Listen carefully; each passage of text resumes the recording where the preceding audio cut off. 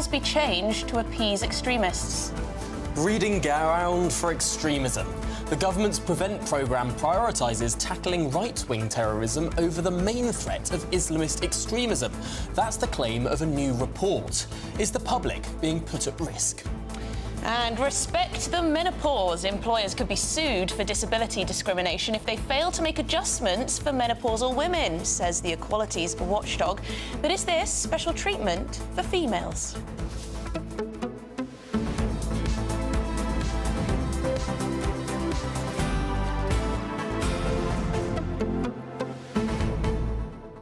An update to bring you now on the concerning situation for the Speaker in the House of Commons. The number of MPs who've signed up to this motion of no confidence has hit 59. Now, for context, at the start of this morning, it was on 33. Yes, it's very interesting how it's definitely growing in momentum. The Speaker is not in a good position. He did apologise and said that he did this all for MPs' safety. Perhaps Labour MPs claiming that they feel intimidated. What does that say about our state of democracy? I'm concerned that potentially the Speaker changed the rules of convention in order to appease extremist voices. That is a real worry. We saw yesterday, of course, that the Clerk of the House said that what the Speaker chose to do in giving all of this time and giving this, what some might say, preferential treatment to the Labour Party, that was in contravention of something called Standing Order 31. Well, if the reason why he did that was because there were baying crowds outside and MPs are fearing for their safety, are we changing the rules just sort of in response to threats of violence? Well, it's appeasement, if that is the case. You can't change the rules in Parliament because there are loud baying mobs outside Westminster and because MPs are getting threats, and they are. This is a real threat that MPs have. They're constantly being bombarded with threats, and this cannot go on. But also, did the Speaker just do this because he wants to keep his job if there's a Labour government? There is that too. Suggestions that Labour would turf him out, but much more on that, and indeed some spicy goings-on in the House of Commons, which we'll bring to you after your headlines.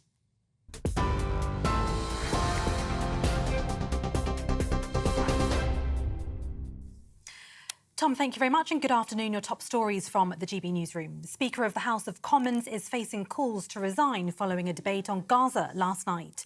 59 SNP and Tory MPs have now signed a no-confidence motion against Sir Lindsay Hoyle after he allowed a Labour amendment to an SNP motion calling for an immediate humanitarian ceasefire. The break from convention sparked fury in the House, with Commons leader Penny Mordaunt claiming he'd hijacked the debate. Labour's National Campaign Coordinator Pat McFadden defended the Speaker, saying his position shouldn't be under threat. Got the highest respect for Mr. Speaker, and I feel bad for him today because he's taking the blame and apologising for a situation that he couldn't have foreseen when he took that decision. Who would have thought that the government of the day didn't even have the numbers on its own side on a foreign policy proposition, and that their decision to withdraw from the debate would effectively crater the plan that the Speaker had put together to make sure that all three propositions could be voted on.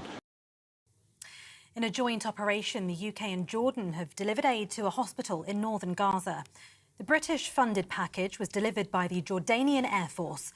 Supplies include essential medicines, fuel and food for patients and staff, with the Foreign Secretary Lord Cameron saying it'll help thousands of people. It's part of an agreement signed by the UK this week to deliver £1 million of aid to Gaza. Households could see their energy bills fall to the lowest level in 2 years. Energy regulator Ofgem is due to announce the latest price cap tomorrow, with experts predicting it'll drop by £293 a year. That would see the average household bill falling by 15%, from just over £1,900 a year to £1,635 from the 1st of April. Employers could be sued if they don't make reasonable adjustments for menopausal women in the workplace. The Equalities Watchdog has issued guidance to companies to clarify their legal obligations. Symptoms include hot flushes, brain fog and difficulty sleeping, which can be considered a disability under the 2010 Equality Act if it impacts a woman's ability to carry out usual day-to-day activities. Women's Health Minister Maria Caulfield says adjustments like letting women work from home can really help. We are losing women in the workplace to symptoms of the menopause, but my experience, I meet lots and lots of employers up and down the country. We're talking about women at the peak of their career, women with lots of experience who are then struggling with menopausal symptoms. Most employers I speak to actually want to keep women in the workplace and are asking for help and how to do that. That's why, as a government, we've taken on our first menopause employment champion. Simple things like proper ventilation in the workplace, even the material of uniforms that women wear at work makes a difference. Parents who lose a baby before 24 weeks of pregnancy in England can now receive a certificate in recognition of their loss. The scheme's designed to acknowledge the grief of parents who experience this. The new certificates will be official but not legal documents, and they're optional. People in Scotland can already apply to have losses recorded in the Memorial Book of Pregnancy and Baby Loss prior to 24 weeks. All parents affected since September 2018 can apply. Police chiefs are calling for new powers to allow them to instantly ban drink or drug drivers at the side of the road. They say it would allow them to take drivers who pose a risk to others off the road immediately. Currently, drivers charged with drug or drink driving offences are banned following a sentencing hearing in court. But that can take weeks, during which time drivers are allowed to get back behind the wheel. The National Police Chiefs Council for Roads Policing also want tougher punishments for drivers who kill under the influence, including potential murder charges. And Brazilian footballer Dani Alves has been jailed for 4.5 years for raping a woman in a nightclub. The incident happened in Barcelona 2 years ago. He denied sexual assault, claiming it was consensual. The former defender was also ordered to pay almost £130,000 to the victim. His lawyer says he'll appeal the decision. For the latest stories, sign up to GB News Alerts by scanning the QR code on your screen or go to gbnews.com/alerts. Now back to Tom and Emily.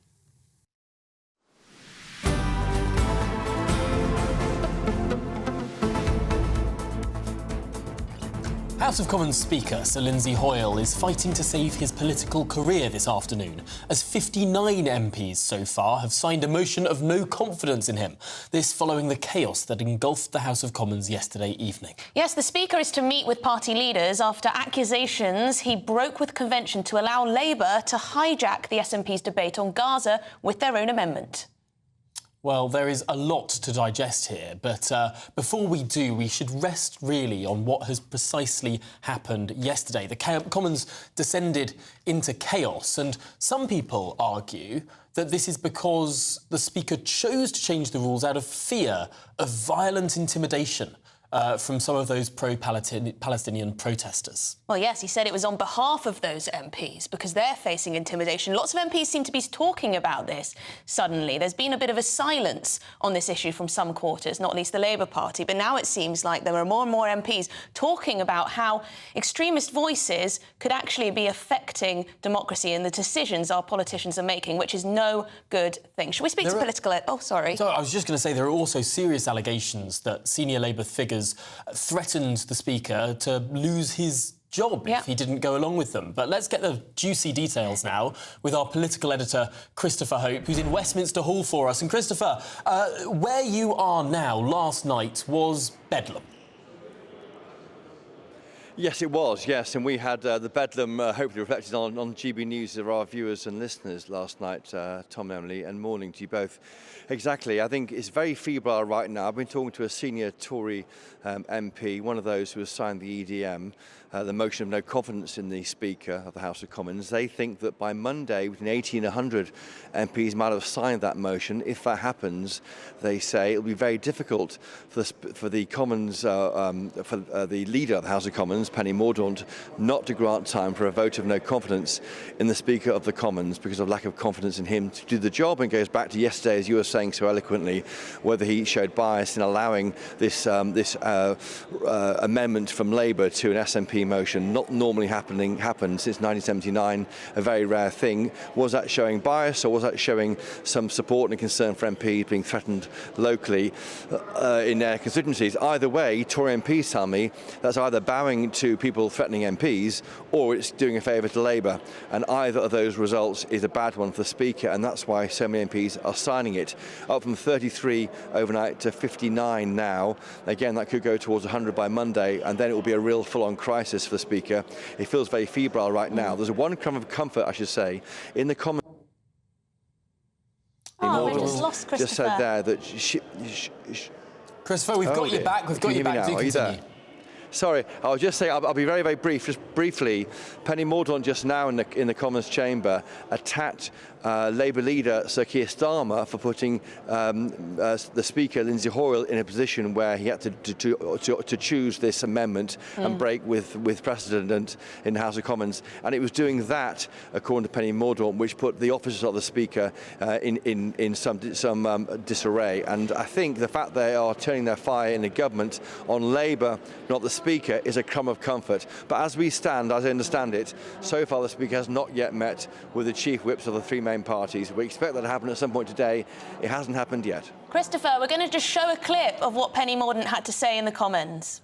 I would never have done to him what the Labour Party have done to him. Secondly, we have seen into the heart of Labour's leadership. Nothing is more important than the interests of the Labour Party. The Labour Party before principle. The Labour Party before individual rights. Well, Penny Mordaunt went on to list all of the things she believed the Labour Party had put itself before, and even mentioned that upcoming by-election too. But Christopher Hope, it was a barnstorming performance from the Leader of the House over the dispatch box just some moments ago. Yeah, and she does do them, and she is why many Labour, senior Labour figures tell me that were she the Tory leader, they would fear her more than Rishi Sunak. Let's put leadership of the Tory party to one side, but that's why she does command the dispatch box. We saw that also at the party conference last year, the Tory conference. She has these moments when she does really hold the House of Commons in the palm of her hand. I think what is fascinating there is she's having a go at Labour, not the Speaker, for last night's drama, and I think that is the very narrow ledge upon which the Speaker finds himself today. Yes, very interesting. If it is that Keir Starmer bullied the Speaker into making this decision, then Penny Mordaunt is very right to highlight that in the Commons. But Christopher, does this mean, this angle of attack that the Leader of the Commons, Penny Mordaunt, has decided to take out today, does this mean that the government is, for now, supporting the Speaker's position? Because that could give him potentially some respite. Yeah. Yeah, that's right, Tom. I think for now they are, but they haven't yet met with the Speaker of the House of Commons. I should say, though, looking at those who have signed up, the 59, every single officer of the 1922 committee of Tory MPs, the backbench group which funnel backbench concern to the whips, they've signed it, along with, I think, 3 of the remaining 12 members of this group. Now, this group is really important because the whips follow that. They know that if you want to command and have control over the backbenches, listen to the 1922 committee. We saw that when this group helped to bring down previous Tory leaders in recent memory, and that's why the fact that all 6 of the officers of that group have signed this motion is a big worry, I think, for Lindsay Hoyle. So far, we've heard nothing from him. I should say also that in the Commons just now, when you heard Penny Mordaunt speaking, he was not in the chair. It was his deputy, Rosie Winterton. Already talk is happening here in the Commons about who might replace Lindsay Hoyle. Some are saying Sir Chris Bryant, who became second to Sir Lindsay Hoyle back in November 2019. Others are saying, though, it should be a Conservative because, of course, it's meant to oscillate between Tory Labour in that position. So already, politics abhors a vacuum. We have heard nothing yet from Sir Lindsay Hoyle, and into that vacuum, speculation is starting right now about who might replace him. Interesting. The runners and riders are already popping their heads up. Well, Christopher Hope, thank you very much, live from Westminster Hall. Yes, shall we get some more analysis with the Independent's chief political commentator, John Rentoul?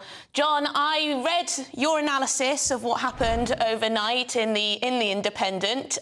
Very interesting indeed. What do you make of Lindsay Hoyle's apology and his explanation that perhaps this had to do with fears over MPs' safety?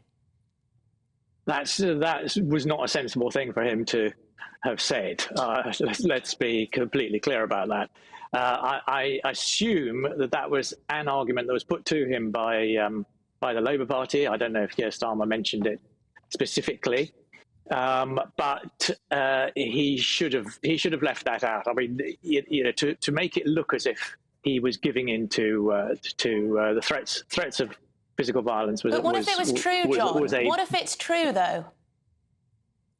True that he gave in to threats of physical violence? No, I don't think he did. I think his main motive. I mean, yes, obviously it had the side benefit of helping the Labour Party, but I think his main motive was, as he said, to try and give each of the three parties the chance to vote on their own policy. What do you say, John, to the reporting that we did see overnight of senior Labour figures, not necessarily Sir Keir Starmer himself, but senior Labour figures saying that, well, there'll be a Speaker election at the start of the new Parliament, and if the Speaker wants to rely on Labour Party votes in what is likely to be a Labour majority Commons, he should really select their amendment. That's a threat, isn't it? That was an extraordinary anonymous quotation given to the BBC and strenuously denied by the Labour Party, obviously. John, it was interesting, though, this morning, listening to Pat McFadden, who went out on the media round, he denied that Keir Starmer had said that Keir Starmer had threatened Sir Lindsay Hoyle. He didn't deny that no Labour Party figure has, and we saw many suggestions that perhaps Sue Gray had been involved in some of these meetings, that other people in Sir Keir Starmer's team had had conversations with the Speaker. It's entirely possible that threat did take place. Well, it was fascinating that the Speaker, in his nearly tearful statement last night, did go out of his way to say that he had not met Sue Gray, because there had been speculation swirling last night about that. But I mean, I think this is it's important, but in a way, it's beside the point, because it is just obvious. It is, I'm afraid, it is politics. That the Speaker has to have regard to the possibility of a Labour government, and is obviously not going to want to offend them. So therefore, getting Keir Starmer off the hook of a possible rebellion on the Gaza issue was definitely something that the Labour Party was quite pleased with. But the way the Speaker went about it, he ended up bungling it, as he admitted last night. And causing himself far more problems than he needed to have done. And what do you make of? We just heard from Penny Mordaunt, who certainly chose to stuck the boot in to Keir Starmer rather than the Speaker. Exactly. I mean, that told you all you need to know. The government does not want to get rid of Lindsay Hoyle. It would look terrible, I think, for Rishi Sunak to appoint his own puppet Speaker. That would not reflect well on the government. So I think the government is drawing back from that. I think Tory MPs will continue to spend the day venting furiously, but rather impotently. But there's no doubt that Lindsay Hoyle made a terrible mistake last night, because he could have avoided a lot of this if he had simply allowed the SNP to have their vote. And it would have been a very simple thing. He could have exercised the discretion that he'd already exercised and reversed his decision and said, all right, well, we'll have the SNP vote first and then the Labour vote.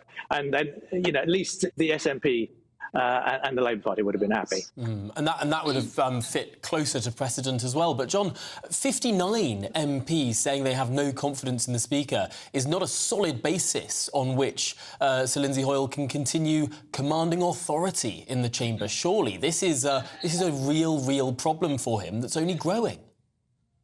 Yeah, no, well, it doesn't help, but no, I don't think it is growing. Actually, I think it's diminishing. I think it reached a peak last night. I mean, Tory MPs were absolutely spitting blood last night, absolutely furious. But I think in the cold light of day, and now that Penny Mordaunt has signalled that the government is not trying to get rid of the Speaker, I think feelings will subside, and by Monday we'll have forgotten it and we'll have moved on to something else. It's a view, although there were 33 MPs putting their names to that motion of no confidence this morning.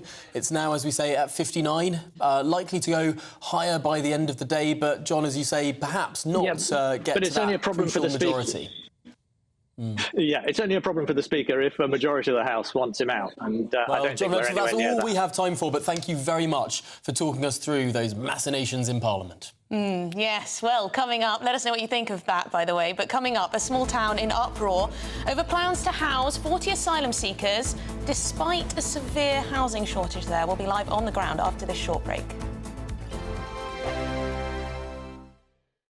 I'm Michelle Dewberry, and I'm not here to tell you what to think.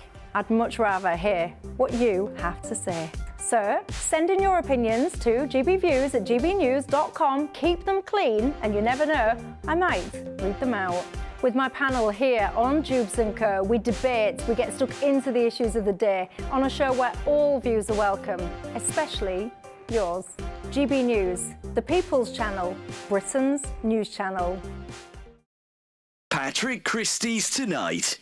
Weekdays from 9 p.m. Mike Freer joins me now. Mike, thank you very much for coming into the studio. Thank you for inviting me. Firstly, how are you? It's been a busy day, and it's been quite a traumatic experience. It's a real wrench to walk away from a job that you love, but also a constituency that you've become. You know, I live there; it's my home, and I regard many of my constituents as friends, and it is an amazing place. And to walk away from that is really quite. It's quite an emotional wrench to think this was a job I loved, but unfortunately I can't do it anymore.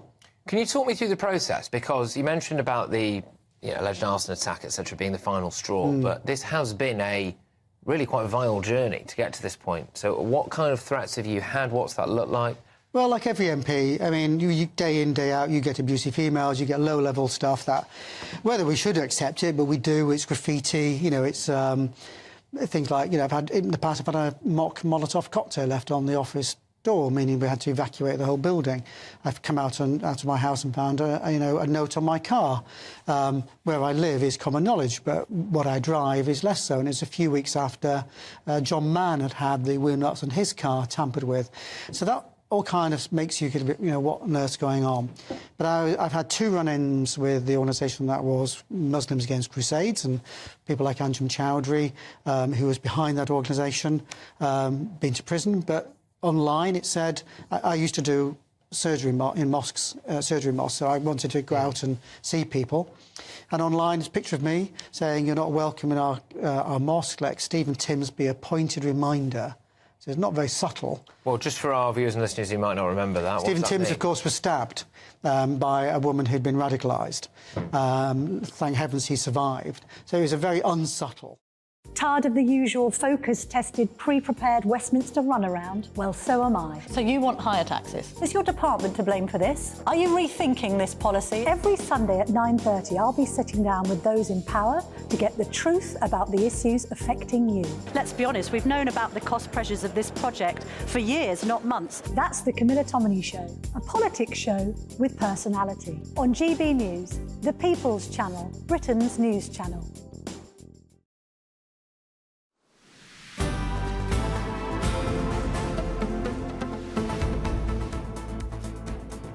Well, there has been fury over plans to house asylum seekers in a tiny Cumbrian town that's in the grips of a housing shortage. 8 properties are being used to put up around 40 newcomers from overseas. Police in the area have had to increase patrolling after one of the houses was vandalised with graffiti reading, "Not welcome, scum."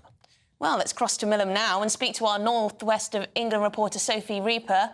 Sophie, tell us what's happening. Well, as you rightly say, there has been outrage here in Millom. You mentioned that house that's been graffitied. We were on that street this morning where the proposed HMOs were. Those plans have now been paused due to the outrage created by the local community and then led up with the work by the council and the town's mayor. Joining me now is the chair of the town council. Thank you so much for joining us today. We're going to talk a little bit more about what's been going on here. It all seems very confusing. Can you just explain to our viewers exactly what's been happening and how you came to find out about it? Really, it came to light through social media, and some of the members of the public, you know, have brought this to the attention.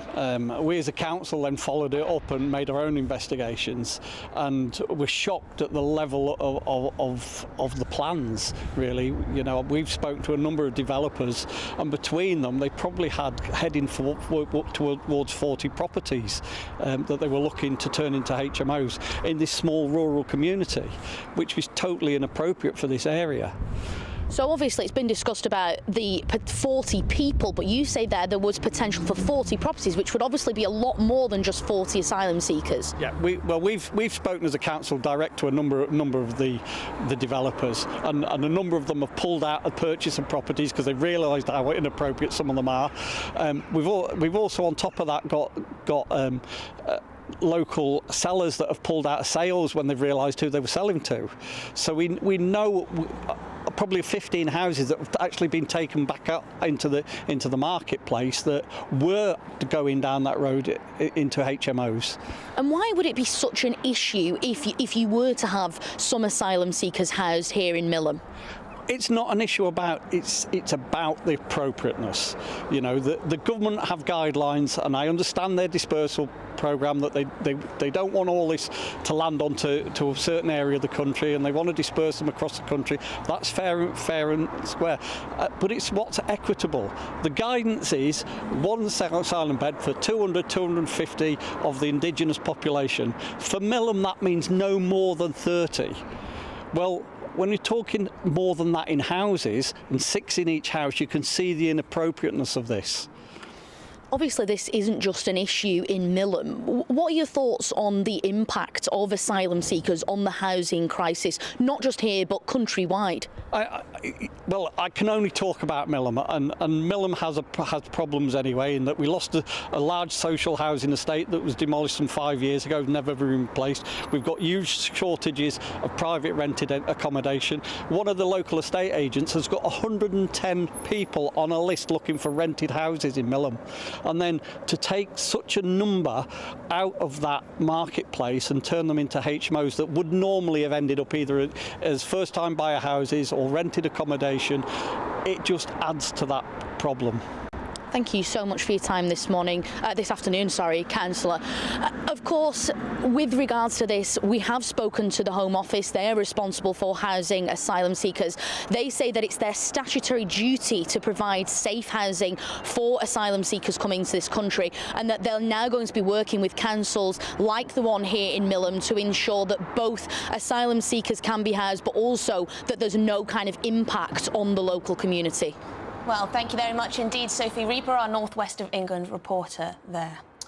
It seems quite hard to both give asylum seekers free housing, but also not disrupt the local community. I mean, it's impossible, isn't it, really, because we have an acute housing shortage, and it's understandable that locals get very angry and frustrated about it if they see preference being given to people who are newcomers to the area. But then there is no excuse to vandalise property like that with those nasty words. But the government, I mean, they're in such a pickle and such a catastrophic mess over this all that I don't know what on earth they can do about it. Here's one thing they could do. They could process asylum seekers in a shorter amount of time than 2 years. Yeah, but they still need housing. Well, no, because if they process them immediately, then they can either leave the country, or if they're legitimate, they can stay in the country, get a job and pay for their own blooming housing. Yes, but we know how impossible it is to deport people. That's true. Even when their claims have been rejected. Then there's the appeals process. You can appeal, you can convert to Christianity and have another go.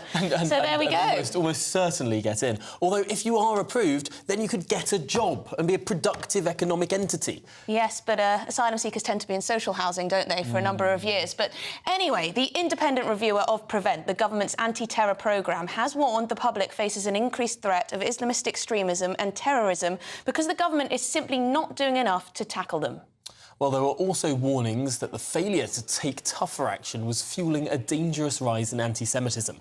And this inaction, stemmed from a continuing bias within Prevent towards tackling the rise of right-wing terrorism rather than the main threat of Islamist terrorism. Well, let's get the thoughts now of security and intelligence expert at the University of Buckingham, Professor Anthony Glees. Now, a lot of us will have suspected this to be the case, but what I find very interesting here is that our Prevent programme is potentially prioritising far-right extremism, which is a lesser threat than Islamist extremism. Why would they be doing this? Is it political correctness?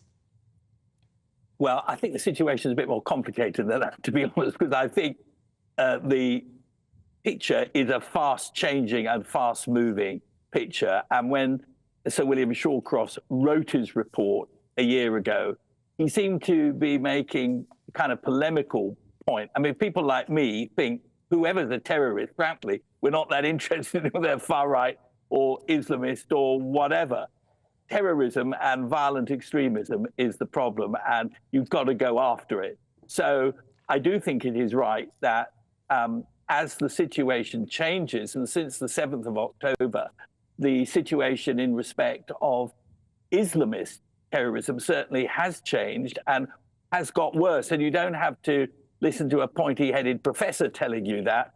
It's what the counter-terrorist cops themselves are saying. I mean, Sir Mark Rowley said several months ago there were tens of thousands of potential jihadists, that's tens of thousands of potential jihadists in the UK waiting for a spark. Now, he said that. And now, after the 7th of October and the war in Gaza, we have that spark. And if anybody's inclined not to take it seriously, they just need to see what happened in Westminster last night, where extreme pro-Palestinian groups, shone laser lights onto the Elizabeth Tower in Westminster, so getting maximum news coverage. But more importantly, the whole conduct of Parliament was disrupted on the view that MPs' lives could be threatened unless they could be shown to support a motion that extremists thought was right. It's not to say that anybody's decent, I think, justifies what's going on in Palestine. Of course not. But there is a narrow dividing line. Now, that means that what is going on in Britain today, right now, tends to justify what Sir William Shawcross is saying, that the biggest threat at the moment has now come from potential Islamist jihadists. Even the term Islamist is now contested. I mean, even 5 years ago, it was accepted that when you said Islamist, you didn't mean Islamic. Islam is a peaceful religion. By Islamists, you meant people who were perverting the teaching of Islam to propose violent extremism. But Anthony, this isn't just a threat from since October the 7th and everything that's come. Islamist extremism has been festering in our society for many, many years. It's not new, and they should have known that the Islamist extremist threat is strong in this country. Well, of course, the first Islamist bomb plot in the United Kingdom occurred in 1999, before even the attack on Iraq that is usually blamed for creating Islamist extremism and terrorism. The fact is we live in a very violent society. British culture is much more violent, potentially, than it's ever been in my lifetime. And Sir William Shawcross is saying that his recommendations haven't been carried out. The Home Office is saying that 30 out of the 34 have been carried out. But the fundamental problem that Shawcross seems to me to be addressing is the fact that the spark for Islamist jihadism has been lit by the war in Gaza and by support amongst a tiny minority of people for what Hamas did and the refusal to condemn Hamas, along with condemning the loss of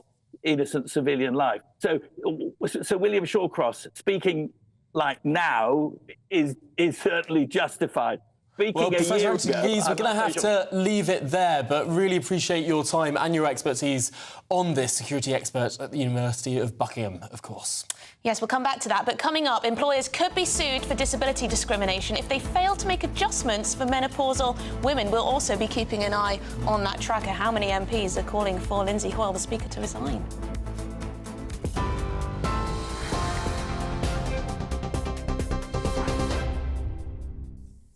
Well, good afternoon. Your top stories from the GB newsroom. Sir Keir Starmer has categorically denied threatening the Commons Speaker so that he would select Labour's amendment in the Gaza ceasefire debate. Sir Lindsay Hoyle is now facing calls to resign over the decision, with 59 SNP and Tory MPs signing a no-confidence motion against him. Commons leader Penny Mordaunt last night claimed the Speaker had hijacked the debate, but today defended him as a decent man and blamed Labour for causing chaos in the Commons. Nothing is more important than the interests of the Labour Party. The Labour Party before principle. The Labour Party before individual rights. The Labour Party before the reputation and honour of the decent man that sits in Speaker's chair. The Labour Party before fairness, integrity and democracy. In a joint operation, the UK and Jordan have delivered aid to a hospital in northern Gaza. Supplies include essential medicines, fuel and food for patients and staff, with the Foreign Secretary Lord Cameron saying it'll help thousands of people. It's part of an agreement signed by the UK this week to deliver £1 million of aid to Gaza. Households could see their energy bills fall to the lowest level in 2 years. Energy regulator Ofgem is due to announce the latest price cap tomorrow, with experts predicting it'll drop by £293 a year. That would see the average household bill falling by 15%, from just over £1,900 a year to £1,635 from the start of April. For the latest stories, sign up to GB News Alerts by scanning the QR code on your screen or go to gbnews.com/alerts.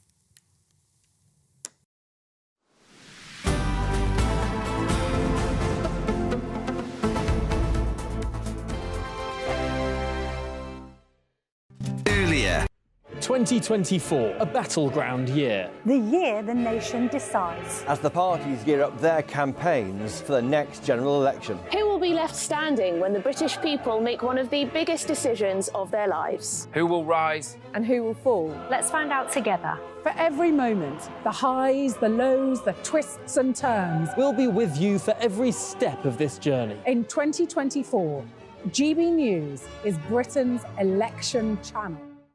Martin Daubney, weekdays from 3 p.m. Welcome to the show. Superb stuff, great footage. So you're right in the thick of it there. What's the mood on the ground? Well, I've left there now. I've actually now come to that EU Council summit that I was talking about. It's still pretty chaotic. The entire city of Brussels has been completely clogged with these tractors, sort of 3 abreast in most of the roads across the city. The people of Brussels aren't particularly happy. I mean, this is sort of reminiscent for some people of the Just Stop Oil protests, you know, people gluing themselves. People are unable to get to hospital appointments, and there's a lot of upset about the destruction that's happening on the streets of Brussels today. But on the other side, there's also the protests, which the farmers are saying that EU green laws simply are not able to fit with what they need to do to keep their businesses going. And just before the protests happened, we saw the European Commission actually make some concessions to the farmers' protests. And this is on the demands that were put on them to set aside somewhere in the region of 5% of their land for regrowing for biodiversity.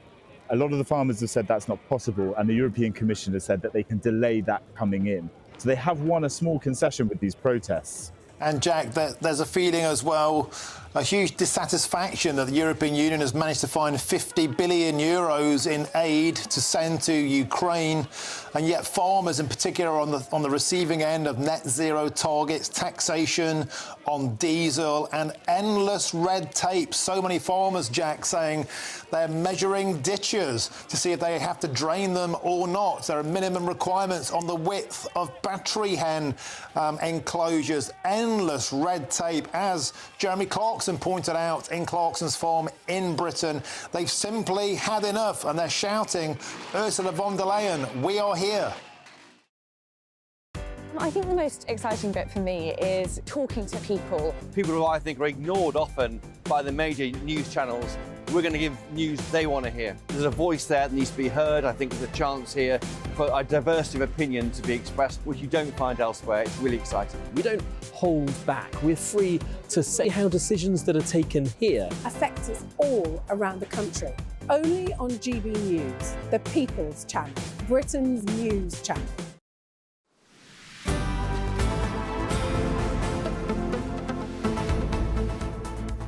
Right, we'll be getting to some of your views on what's been going on in the world of politics. But first, the King met with the Prime Minister face-to-face for the first time yesterday following his cancer diagnosis. Yeah, during the meeting, King Charles revealed that he was moved to tears by all those get-well messages and cards that he's been receiving from the public.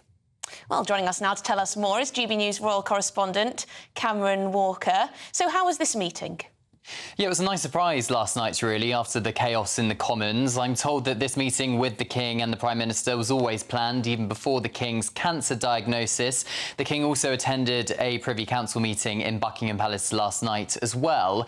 But I suspect it originally wasn't going to be filmed and photographed. And perhaps this is the King's way of saying, look, OK, I've been diagnosed with cancer, but I'm still here. I'm reassuring you that I'm carrying on with my constitutional duties, going through my government papers and red boxes and having important meetings such as meeting the Prime Minister. And as you said in that introduction there, he revealed to the PM that he was reduced to tears by the must be thousands of cards and messages he's received from members of the public. I think he truly is quite touched by that. He's definitely more emotional than perhaps his mother, Queen Elizabeth II, would have been. But I think it just shows his personality and his way of being a monarch. Well, Cameron, we're just going to pause it here because we're hearing that Sir Lindsay Hoyle is standing up in the House of Commons, and we're going to cross over to Parliament right now. I had serious meetings yesterday with the police on the issues and threats to politicians, threats heading to an election. And I do not want anything to happen again. So yes, I will apologise. I always will when I make a mistake. I did. I offer an SO24. That is within my gift and power. But I will also say I will do whatever it is to protect anybody in this chamber or anybody who works in this house. That is my duty of care. Andrew Percy. Mr.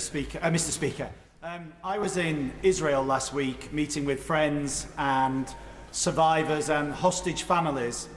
And I actually felt safer in Israel than I do in this country at this moment in time. And I have two reflections on that visit and on what happened yesterday. First of all, nobody in this House has any business, agency at all in telling the State of Israel where it is able to operate to seek to rescue hostages who are being raped by Islamic terrorists who hold them. Nobody has any business. Secondly, if we have a rerun of the debate we had yesterday, we will have exactly the same thing happen again, which is that members will not vote with their hearts because they are frightened and they are scared. And what do we expect? For months I've been standing up here talking about the people on our streets, demanding death to Jews, demanding jihad, demanding intifadas, as the police stand by and allow that to happen. Last night, a genocidal call for from the river to the sea, Palestine will be free, was projected onto this building. That message says no Jew is welcome in the state of Israel or in that land. This is going to continue happening because we're not dealing with it. So if we have a rerun of this, Can the leader explain to me what will be any different and how will members vote with their hearts and their consciences? Because too many will not at the moment because of the threats we're receiving, threats that are telling us to leave this country in some of our cases and telling us that they want us or our families to be subjected to pain and to death. Leader. Well, can I thank my honourable friend for raising this? I don't think there is any member of this House that has not come under threats and intimidation and increasingly death threats to them, but also members of their family as well. Well, we've just been listening to the House of Commons there, the Speaker first apologising for the chaotic scenes, admitting he made a mistake in the way that he has, to some extent, favoured the Labour Party in the goings-on of yesterday. But we just stayed there to listen to Andrew Percy, the Member of Parliament for Briggan Goole, a Tory MP, has been sitting on those benches since 2010 and one of the staunch supporters of Israel in Parliament. He's worried about a rerun of yesterday and, frankly, about the way in which MPs can choose to operate independently. Without those threats. Well, he's talking about what most of us are very worried about, and that is intimidation of our public servants, of our representatives, and also intimidation in the public at large too. We cannot have our democracy disrupted because of any activist group, but not least extremists on our streets, because it's just not acceptable that our MPs feel they have to vote in one way or another simply because of intimidation. And that is clearly what is happening. Some people might wish to dismiss that and say, oh, no, this is just democracy in action. To me, it is absolutely not. You cannot make MPs fear for their lives. I mean, look at Mike Freer, for example, stepping down from his role because he was pro-Israel in his views and he received death threats on a near-daily basis by the sounds of it. Well, not just death threats. His office had an arson attack presented against it, and had he been in his constituency rather than in Westminster on one fateful day 2 or 3 years ago, he would have been murdered by the terrorist who went on to kill Sir David Amess. Well, shall we go back to Westminster now and speak to our political editor, Christopher Hope, who is joined by the Labour MP, Barry Shearman, who is one of those to have come out in support of Speaker Sir Lindsay Hoyle. Thank you, Christopher. Emily, Tom, I'm joined now, as you say there, by Barry Shearman, Labour MP, a supporter of Lindsay Hoyle, maybe in his hour of need. Barry, why shouldn't the PM quit over last night's... why shouldn't Lindsay Hoyle quit, forgive me, over last night's debate in the House of Commons? Well, I've been here a long time, as you know, and Lindsay's the best speaker I can recall. Whether Labour or Conservative, he's a really great presence. He cares about this place, and he's fair, and he's known for being fair. Yesterday, he bent over backwards to be fair, to choose 3 amendments, so everyone had an amendment. And I don't think anyone had thought through the repercussions of that. And of course, we are in a febrile... we're facing an election. The Conservatives know they're doomed. The SNP know they're doomed. They're like tribes that have lost their head. So they'll do anything. Outrageous behaviour yesterday. Lindsay Hoyle's got to be independent. He's a former Labour MP, and he is independent, but he's allowed himself to be seen to be drawn into party politics by selecting... No, let me finish here, because he's riding 2 horses. Either he's saying, I want to take the pressure off MPs, Labour MPs, give them something to vote for that isn't the SNP policy and isn't government policy. If you accept that, well, that's bowing to the kind of the pressure, the mob outside, who are putting pressure on your colleagues in the House of Commons, or he's doing Labour a favour. Either option isn't great for him. No, I think he acted properly. He thought that this was the way through, that would give an even-handed approach for all parties. And as he said, he's always been very careful about the welfare of members of Parliament. And that, I'm one of the people that have death threats, so I know about the security of members. I'm sorry, but Lindsay Hoyle acted in very good faith, and I support him absolutely, because we know what's happening. We've febrile atmosphere. The SNP know they're going to lose their seats, and the Tories know that, and they cause this distraction. It's a distraction. Just very finally, have you spoken to him today? Have you seen him around? Well, I was trying to get called by him in cultural media and sport questions, but he didn't call me. But yes, I have had a word with him. How is he? He's Lindsay. He's tough. He's he's a well-rounded, sensible guy. He's got his feet in the bloody, on the planet, and he's seen stuff like this come and go. Yeah, I think he's a very sound chap. You heard there from Barry Shearman, a friend of Lindsay Hoyle. He spoke to the Speaker earlier. It's pretty clear from what Barry Shearman is saying that Lindsay Hoyle is going nowhere soon. Very much for that, and as Barry Shearman's saying, perhaps Lindsay Hoyle is toughing this one out. Yes, we shall see. Now, the Labour leader, Sir Keir Starmer, has reacted to yesterday's chaos in the Commons while on a visit in Crawley today. Important to put the debate last night into its context. Last weekend, I was at the Munich Security Conference talking to world leaders about the plan, hopefully, to bring an end to the awful situation in Gaza, where far, far too many people have died. I drafted a Labour amendment which not only dealt with how we stop the fighting now and get aid in, but also about what the long-term plan is to make sure that we get to a peaceful outcome. I wanted that amendment put before Parliament because I wanted to ensure it was a good debate, that we had the widest possible options. And of course there were discussions with the Speaker, but many, all party leaders speak to the Speaker. But there was absolutely no threat to the Speaker in the course of that. What he wanted to do was to ensure that Parliament had the broadest possible debate on an issue which is really very, very important. Can you categorically say then that no Labour MP warned Lindsay Hoyle that he could lose Labour's support to continue as Speaker after the election if he didn't select that amendment? I was very concerned that the debate yesterday should be elevated. It's a very important issue. That is probably the most important issue globally at the moment, the conflict in Gaza, and how we bring an end to the terrible situation. So I wanted that amendment. Of course, I had conversations with the Speaker. All political leaders had conversations. What pressure did you put on the Speaker? I simply urged the Speaker to ensure that the debate could be as broad as possible and that MPs could vote for the proposition that they believed in. We're talking here about whether there was one amendment or two amendments on the before Parliament. The real issue is to have that proper debate, and that didn't happen because the SNP walked off because all they were interested in doing was dividing the Labour Party, and once they saw they couldn't do that, they walked off. And the government then walked off. The government of the country walked out of a debate on Gaza because they thought they were going to lose a vote.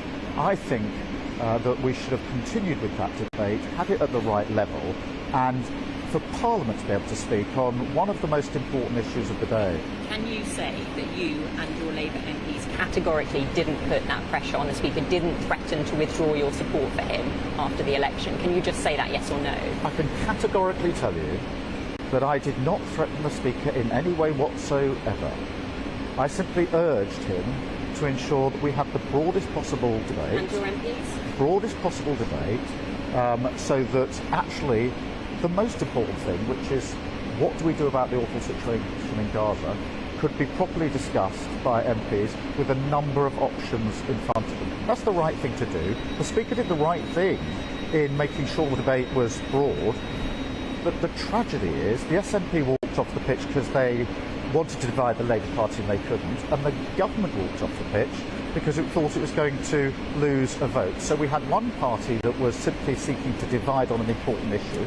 The government has lost control of its own MPs and couldn't control the vote.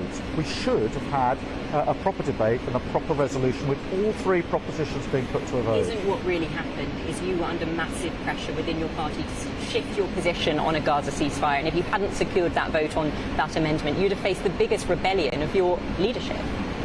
The proposition I put on the table in that amendment was crafted by me after I came back from the Munich Security Conference, having spoken to Secretary of State Blinken, having spoken to the Prime Minister of Qatar, having spoken to the President of Israel, i.e. having spoken to the people who are actually involved in trying to for this awful conflict.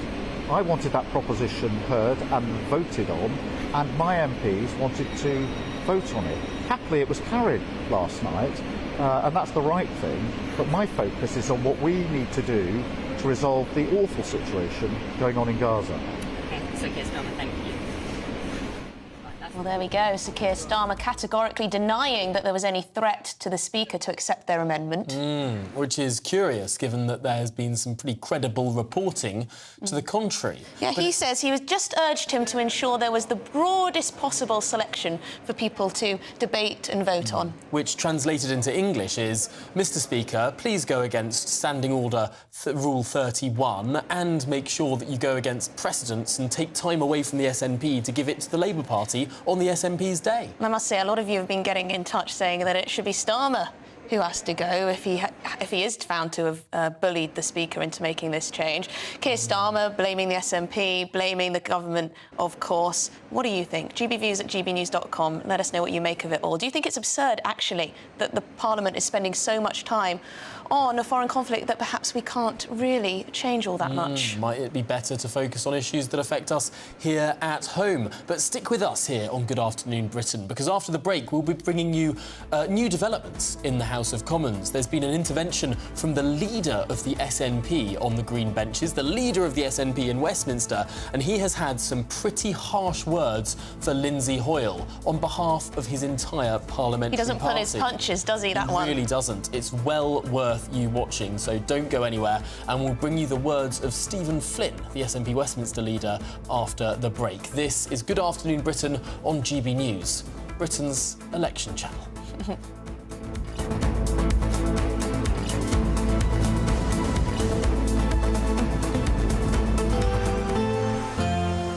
A brighter outlook with Box Solar, sponsors of weather on GB News.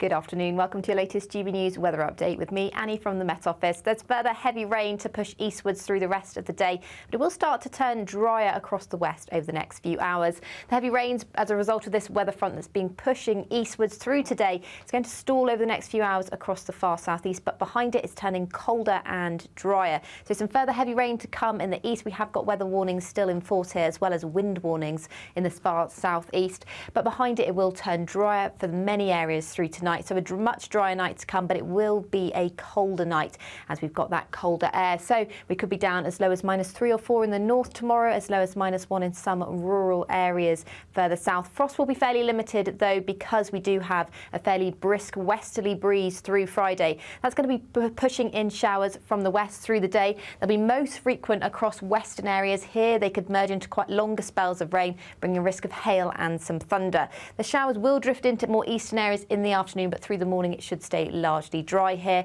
There'll be plenty of sunny spells as well. Temperatures much closer to average for the time of year across the UK. Showers should die down over Friday night slowly but surely to leave a much drier picture for Saturday morning, but there'll probably be quite a lot of fog around across central and eastern areas, but many areas should get away with some dry and sunny spells through Saturday, and it's looking like into the start of next week it should stay dry across the north with some rain arriving in the south. See you later. That warm feeling inside from Boxed Boilers, sponsors of weather on GB News.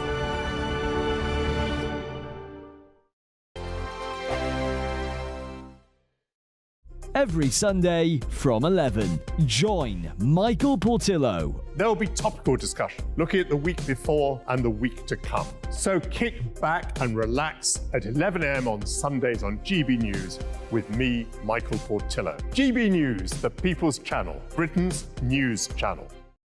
Your weekend starts here with Friday Night Live with me, Mark Dolan, 8 till 9 on GB News. Big stories, big guests and big laughs as we get you ready for a cracking weekend.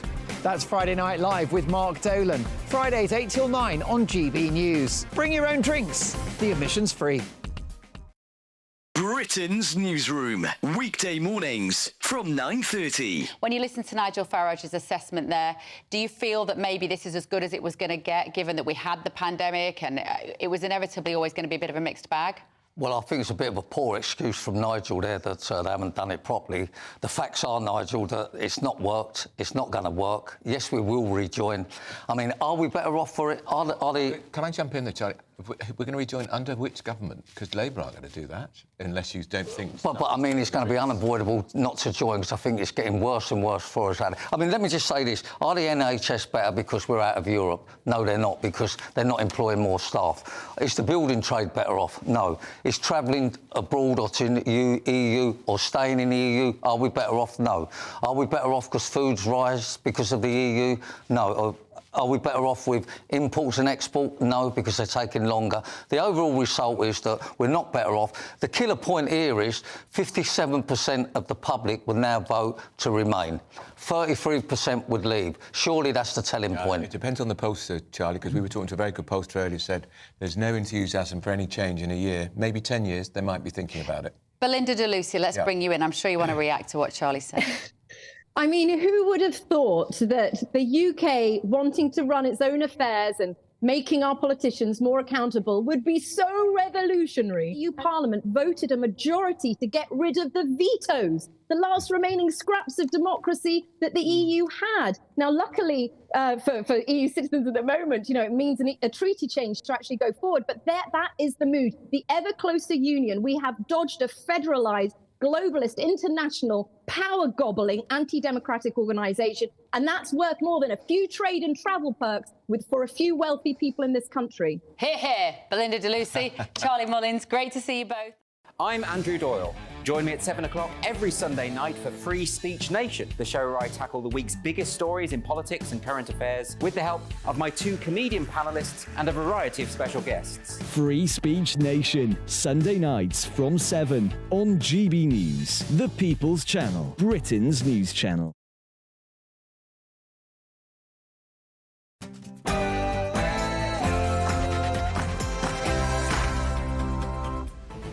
Good afternoon, Britain. It's 1 o'clock on Thursday, the 22nd of February. Could Hoyle go? The Speaker of the House of Commons faces a mounting campaign of no confidence as dozens of MPs call for him to stand down. In the last few minutes, the Labour leader Sir Keir Starmer has denied threatening the Speaker over the Gaza debate. And breeding ground for extremism. The government's Prevent programme prioritises tackling right-wing terrorism over the main threat of Islamist extremism. That's a claim made in a new report. Is the public being put at risk? We are going to be hosting a rather fiery debate on this very soon. Respect the menopause. Employers could soon be sued for disability discrimination if they fail to make adjustments for menopausal women. That's according to the new Equalities Watchdog. But is this special treatment for women?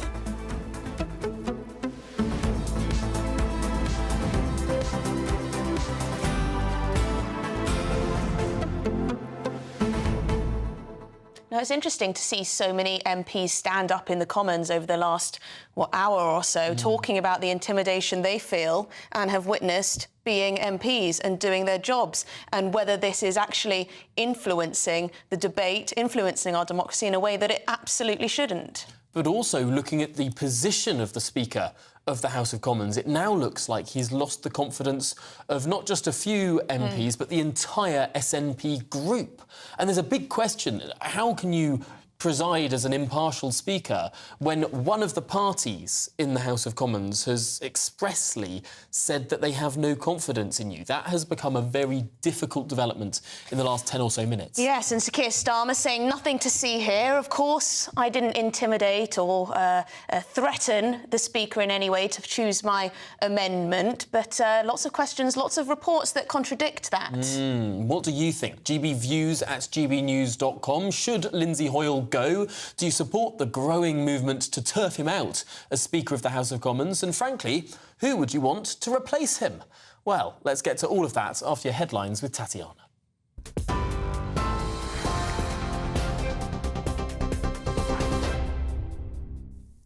Tom, thank you very much and good afternoon. Your top stories from the GB newsroom. The Commons Speaker has reiterated his apology over his handling of the Gaza ceasefire debate.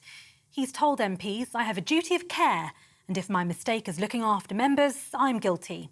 Sir Lindsay Hoyle is now facing calls to resign over the decision, with 59 SNP and Tory MPs signing a no-confidence motion against him. Sir Keir Starmer has categorically denied threatening him so that he would select Labour's amendment in the debate.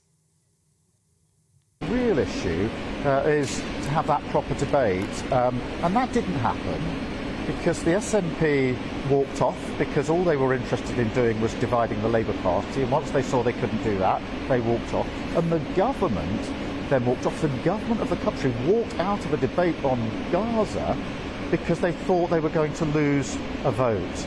I think that we should have continued with that debate, had it at the right level, and for Parliament to be able to speak on one of the most important issues of the day. Can you say? Commons leader Penny Mordaunt last night claimed the Speaker had hijacked the debate.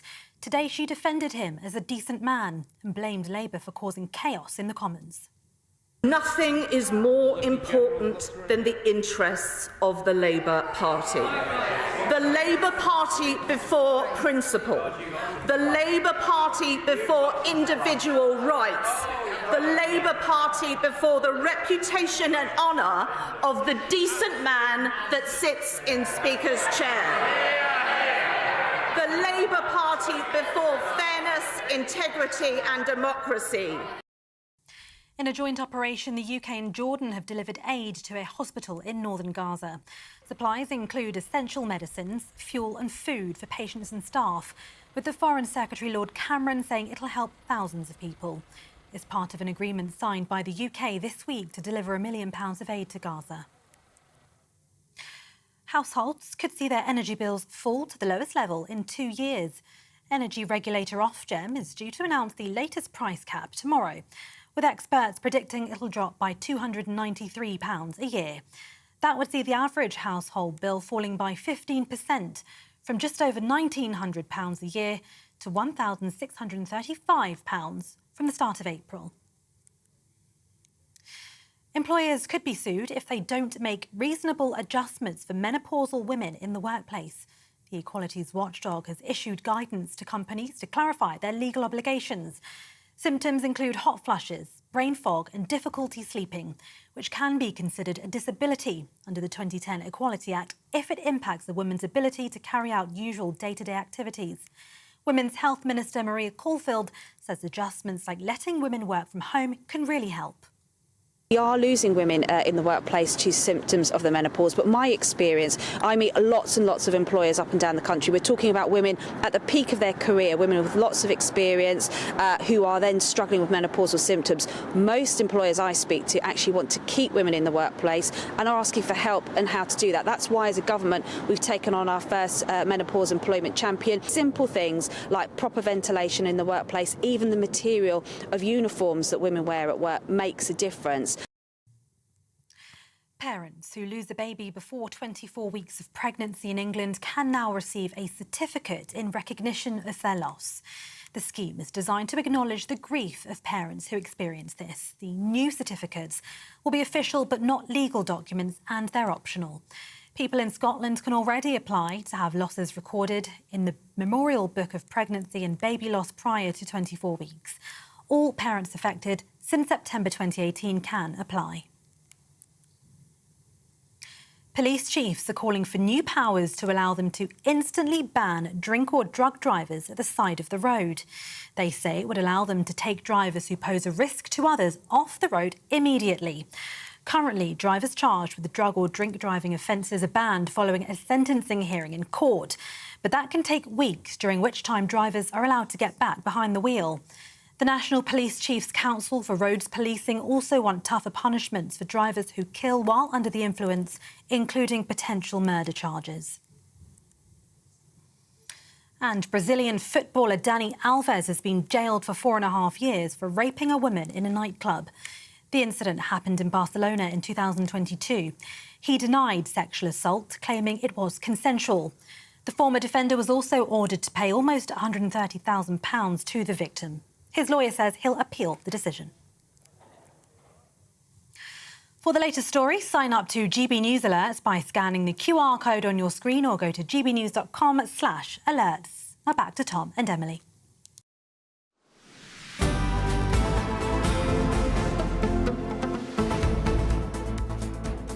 Good afternoon, Britain. It's 7 minutes past 1, and in the last half an hour, the SNP's Westminster leader, Stephen Flynn, has announced his entire parliamentary party does not have confidence in Commons Speaker Sir Lindsay Hoyle. He's called for a no-confidence vote in his speakership. Yes, this comes as Labour leader Sir Keir Starmer denies threatening Sir Lindsay Hoyle over the Gaza debate. And I must say that Sir Lindsay Hoyle has also spoken up again in the House of Commons, talking about how he was doing this to protect MPs. He talks about how he doesn't want to be in a situation where he picks up the phone to a friend of whatever side that has been murdered by a terrorist. So he is very much talking about how he made this decision for fear of MPs' lives, which is quite something, really. Should we speak to political editor Christopher Hope, who's in Westminster Hall for us? Lots of updates here. That's right. Hi, Tom. Hi, Emily. It really is all kicking off once again in the House of Commons. We had Stephen Flynn, the leader of the SNP, saying that the party has no confidence in Speaker Sir Lindsay Hoyle. That means if you add all the members of the SNP grouping here to the... Join us every night on GB News at 11 p.m. for Headliners, which is 3 top comedians going through the next day's news stories, which is exactly what you need, because when the establishment has gone crazy, you need some craziness to make sense of it. Headliners. You don't have to bother reading the newspaper. We've got it covered for you. Every night at 11 p.m. and repeated every morning at 5 a.m. We won't send you to sleep like some of the other paper review shows out there. So join us 11 p.m. every night on GB News. The People's Channel, Britain's news channel. The Camilla Tominey Show, Sunday mornings from 9:30. I appreciate the story isn't in today's papers, but it has been running all week, and it's this row over the use of nitrogen hypoxia to kill this man who was on death row in Alabama. Yeah. And it's been linked back to you, and I wanted to ask you about it because this is intriguing, because you did a television show back in 2015 where you, I believe, tested this method of execution. Just tell me briefly about it, Michael. What happened? I didn't test this method of execution, and it was a bit longer ago than that. But what I did do was test hypoxia. So I tested various ways in which people are killed in the United States, and asked the question as to whether there was a more humane way of doing it. So I was put into hypoxic situations, for example, into a chamber run by the Netherlands Air Force, which simulated what happens if you're in an aircraft at 30,000 feet and suddenly the windows blow out. And what happened to me was that I was almost instantly rendered incapable. As an experiment, I was trying to play with children's toys, putting triangle shapes into triangle spaces, and I was quickly unable to do that. I was asked, what is 9 minus 5? And I said 5. And then the officer who was with me, the Air Force officer who was wearing an oxygen mask, said to me, Michael, put your mask on or you will die. And I was incapable of putting my own mask on. Now, this suggested that hypoxia was very fast-acting, and that you had... Obviously, I was in no pain or anything like that. I was just completely unaware. By the way, this is why, if you're on an aircraft and it depressurizes, you must put your own mask on first. But of course, I can't go on and draw conclusions. No. We did not experiment with nitrogen. But what I can say is it was evident to me that hypoxia renders you incapable almost instantaneously. I think the most exciting bit for me is talking to people. People who I think are ignored often by the major news channels. We're going to give news they want to hear. There's a voice there that needs to be heard. I think there's a chance here for a diversity of opinion to be expressed, which you don't find elsewhere. It's really exciting. We don't hold back. We're free to say how decisions that are taken here affect us all around the country. Only on GB News, the People's Channel, Britain's news channel. There seem to have been a good number of developments in the last even hour or so. Absolutely, and the Speaker is just apologising once again. Will he be able to see this one out? But let's get the thoughts of the Labour MP for East Ham, Sir Stephen Timms. Thank you very much for joining us, Sir Stephen. Now, we've heard from a number of people in the House of Commons, politicians, and, of course, Sir Lindsay Hoyle himself. He says that he chose to tack on Labour's amendment to the SNP's motion because of threats to politicians. He spoke of threats that have been absolutely frightening. He says it is the protection that led me to make a wrong decision. Now, you are a man who has experienced, well, the worst end of Islamist extremism, really. You were harmed yourself. How big, in your view, is this issue of intimidation, and has it actually, well, changed the course of democracy in a way? Well, I think the storm that's kind of erupted now will be pretty baffling to most people. It's just about the order in which amendments were voted on last night. I think the position was that the Labour amendment was actually a very popular one. It was going to be supported by Labour members, but also by the SNP, and I think by quite a number of Conservative MPs as well.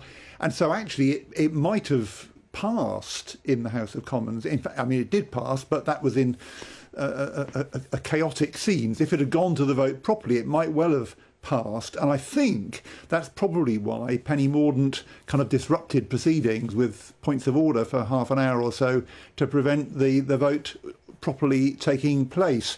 But there is a lot of anger around at the moment, around what's happening in the Middle East. The Labour motion, I think, did provide a helpful way through. It was in the end adopted, and I'm pleased there is now a vote that has been recorded, that the Parliament has called for an immediate humanitarian ceasefire. But, you know, the row that's underway at the moment seems to me to be a bit confected, to be honest. What certainly isn't confected is the real fear that many of your colleagues have about reprisals for how they vote, one way or another. And you know better than most that some of these sort of angry threats can spill over into real hard action. In 2010, you were stabbed twice by an Islamist extremist. Can you tell us a bit about that experience?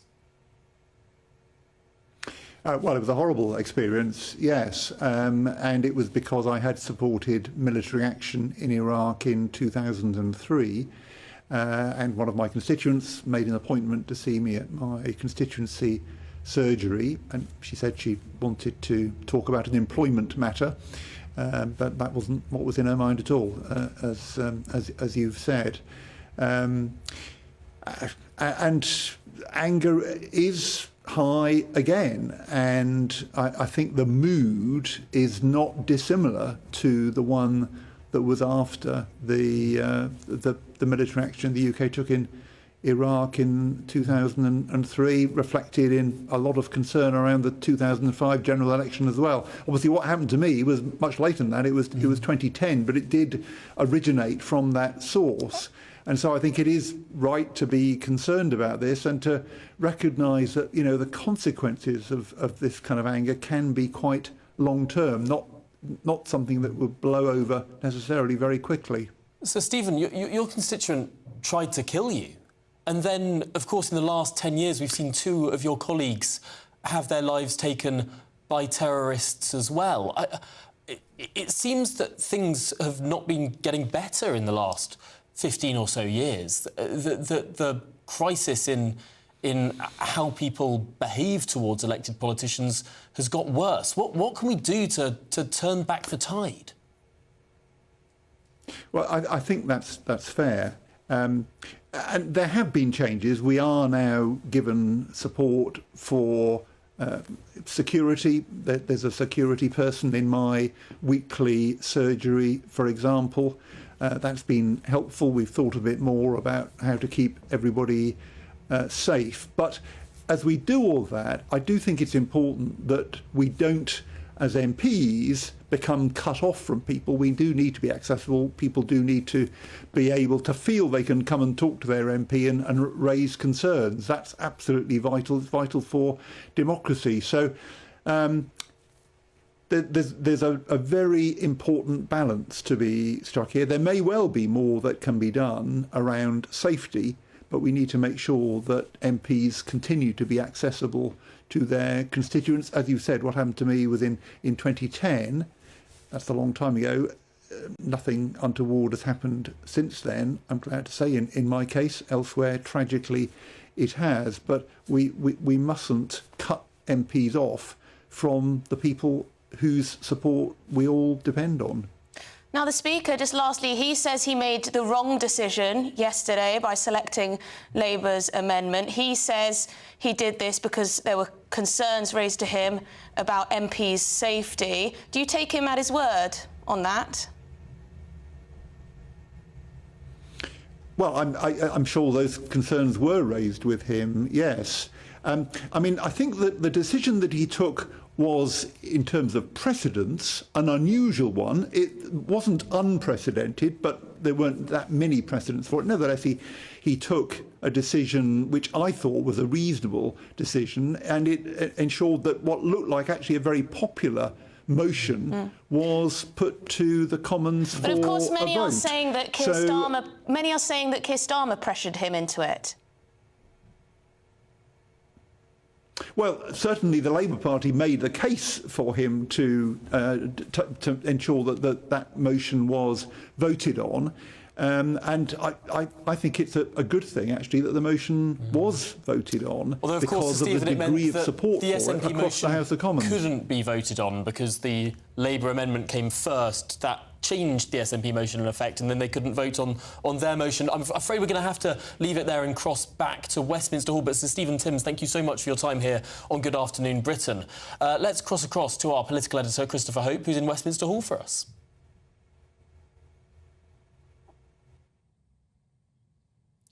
He's coming up. In the Brexit years. Geoffrey Cox, what's your position on the Speaker's future? Well, I think he's made a very, very serious error of judgment. He's apologised for it. I think he is going to need to work very hard to restore the confidence of the House.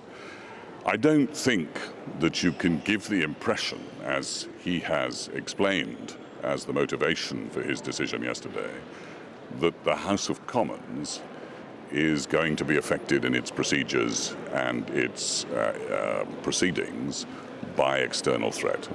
What message does it send to dictators and enemies of this country around the world if they think the seat of democracy in the United Kingdom can be affected by the threats of people demonstrating on the streets?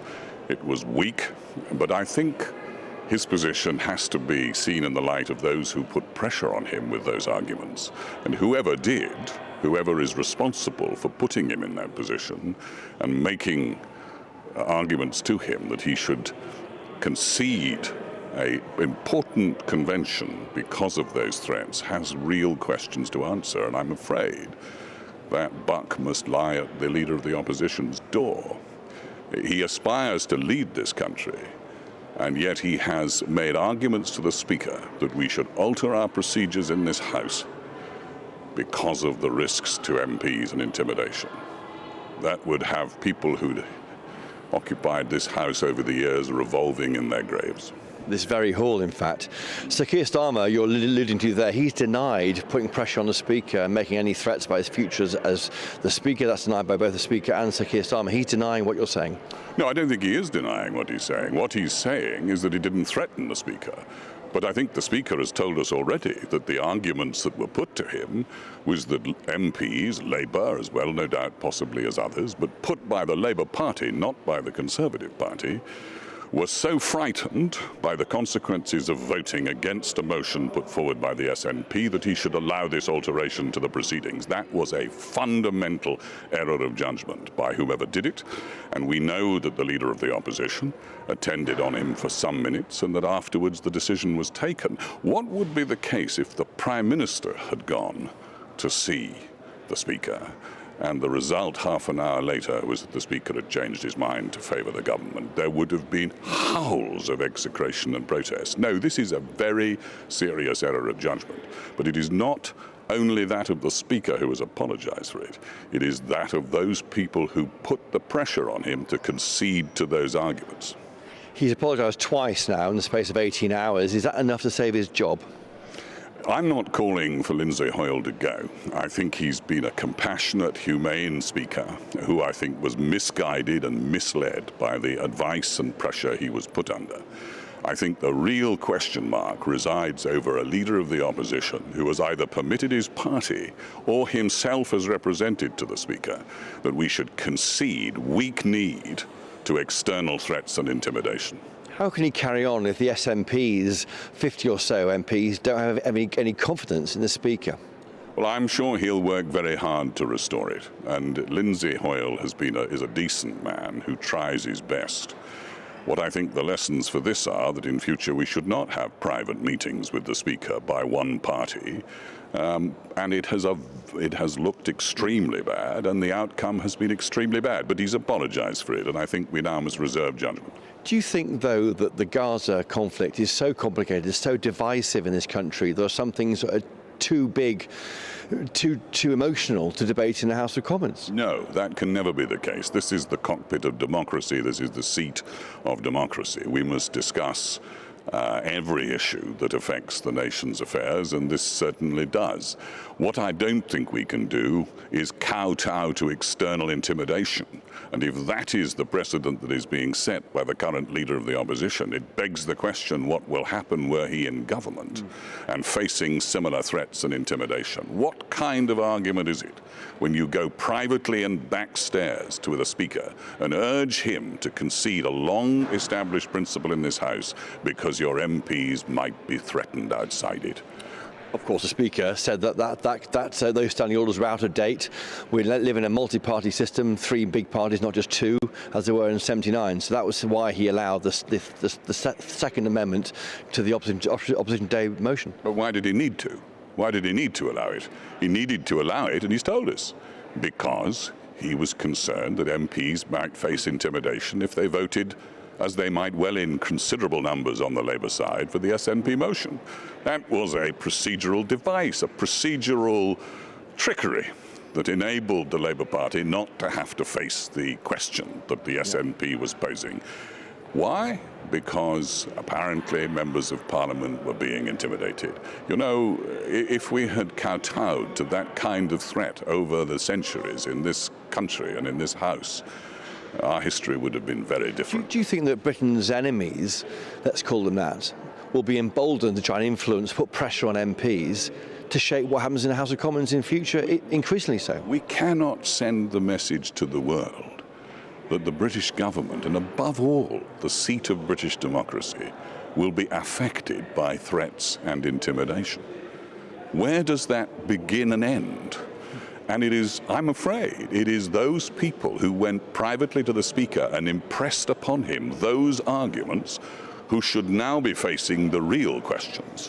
Why did they bend the knee to the arguments of that kind? What was it?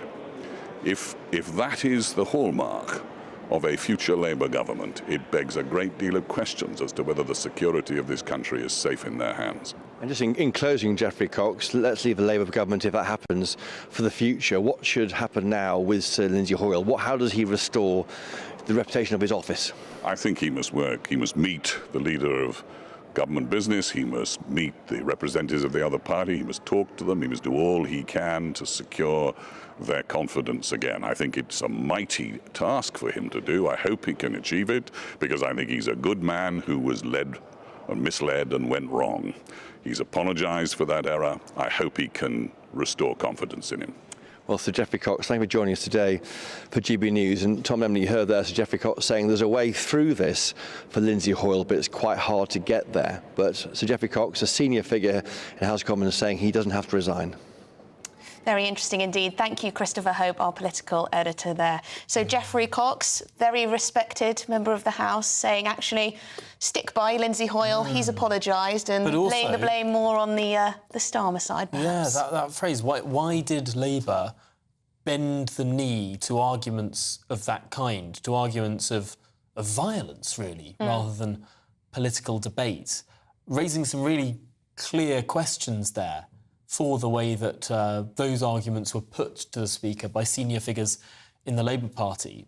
Big question. Let us know what you make of it, or lots of you emailing in to say that the Speaker has to go. Some of you saying that it's that Labour's fault, it's also Keir Starmer's fault. A lot of you very concerned about the intimidation that MPs clearly feel when it comes to which way they vote on matters such as Gaza. So keep them coming in, gbviews@gbnews.com. But coming up, we're going to be debating whether the UK is a breeding ground for extremism, and are the public at risk. Stay with us.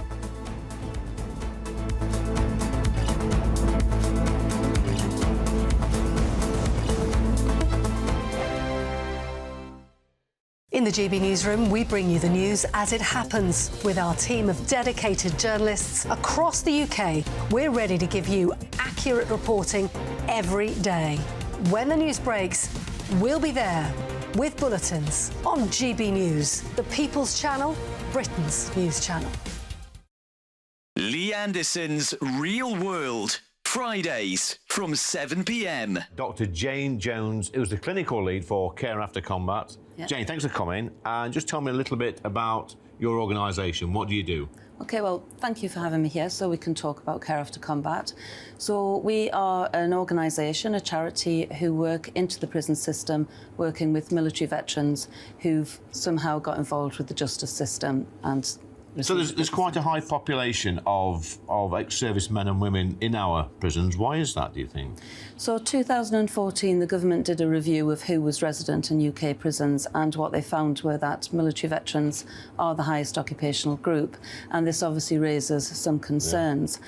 So the government wanted to do something about that, and so they supported Care After Combat initially just as a scoping exercise, really, to see if there was any way we could help these men and women actually, understand the problems that led to offending behaviour and go on to lead successful lives. So what sort of offending behaviour are we talking typically for people that's in prison that's actually served in our armed forces?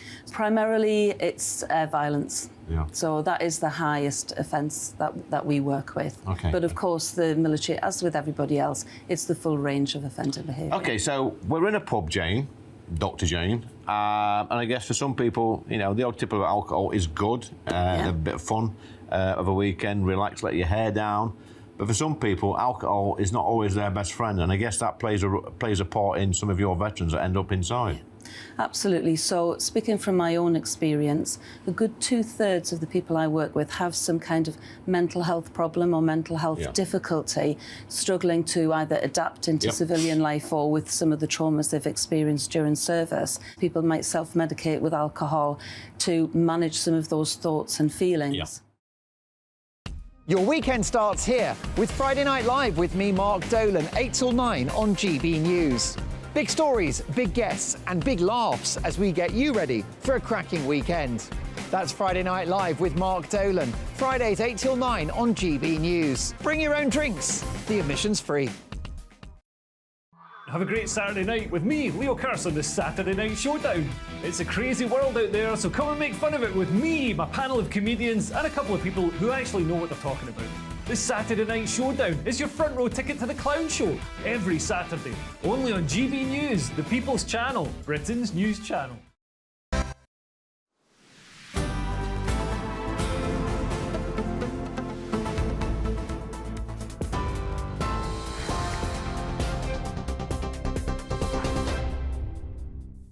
Good afternoon. Your top stories from the GB Newsroom. The Common Speaker has reiterated his apology over his handling of the Gaza ceasefire debate. Sir Lindsay Hoyle told MPs he has a duty of care, and if his mistake is to look after members, then he's guilty. He's facing calls to resign for allowing a Labour amendment to an SNP motion decision, with 59 MPs signing a no-confidence motion against him. In a joint operation, the UK and Jordan have delivered aid to a hospital in northern Gaza. Supplies include essential medicines, fuel and food for patients and staff, with the Foreign Secretary Lord Cameron saying it'll help thousands of people. It's part of an agreement signed by the UK this week to deliver £1 million of aid to Gaza. Households could see their energy bills fall to the lowest level in 2 years. Energy regulator Ofgem is due to announce the latest price cap tomorrow, with experts predicting it'll drop by £293 a year. That would see the average household bill falling by 15%, from just over £1,900 a year to £1,635 from the start of April. And Brazilian footballer Dani Alves has been jailed for 4.5 years for raping a woman in a nightclub. The incident happened in Barcelona in 2022. He denied sexual assault, claiming it was consensual. The former defender was also ordered to pay almost £130,000 to the victim. His lawyer says he'll appeal the decision. For the latest stories, sign up to GB News Alerts by scanning the QR code on your screen or go to gbnews.com/alerts.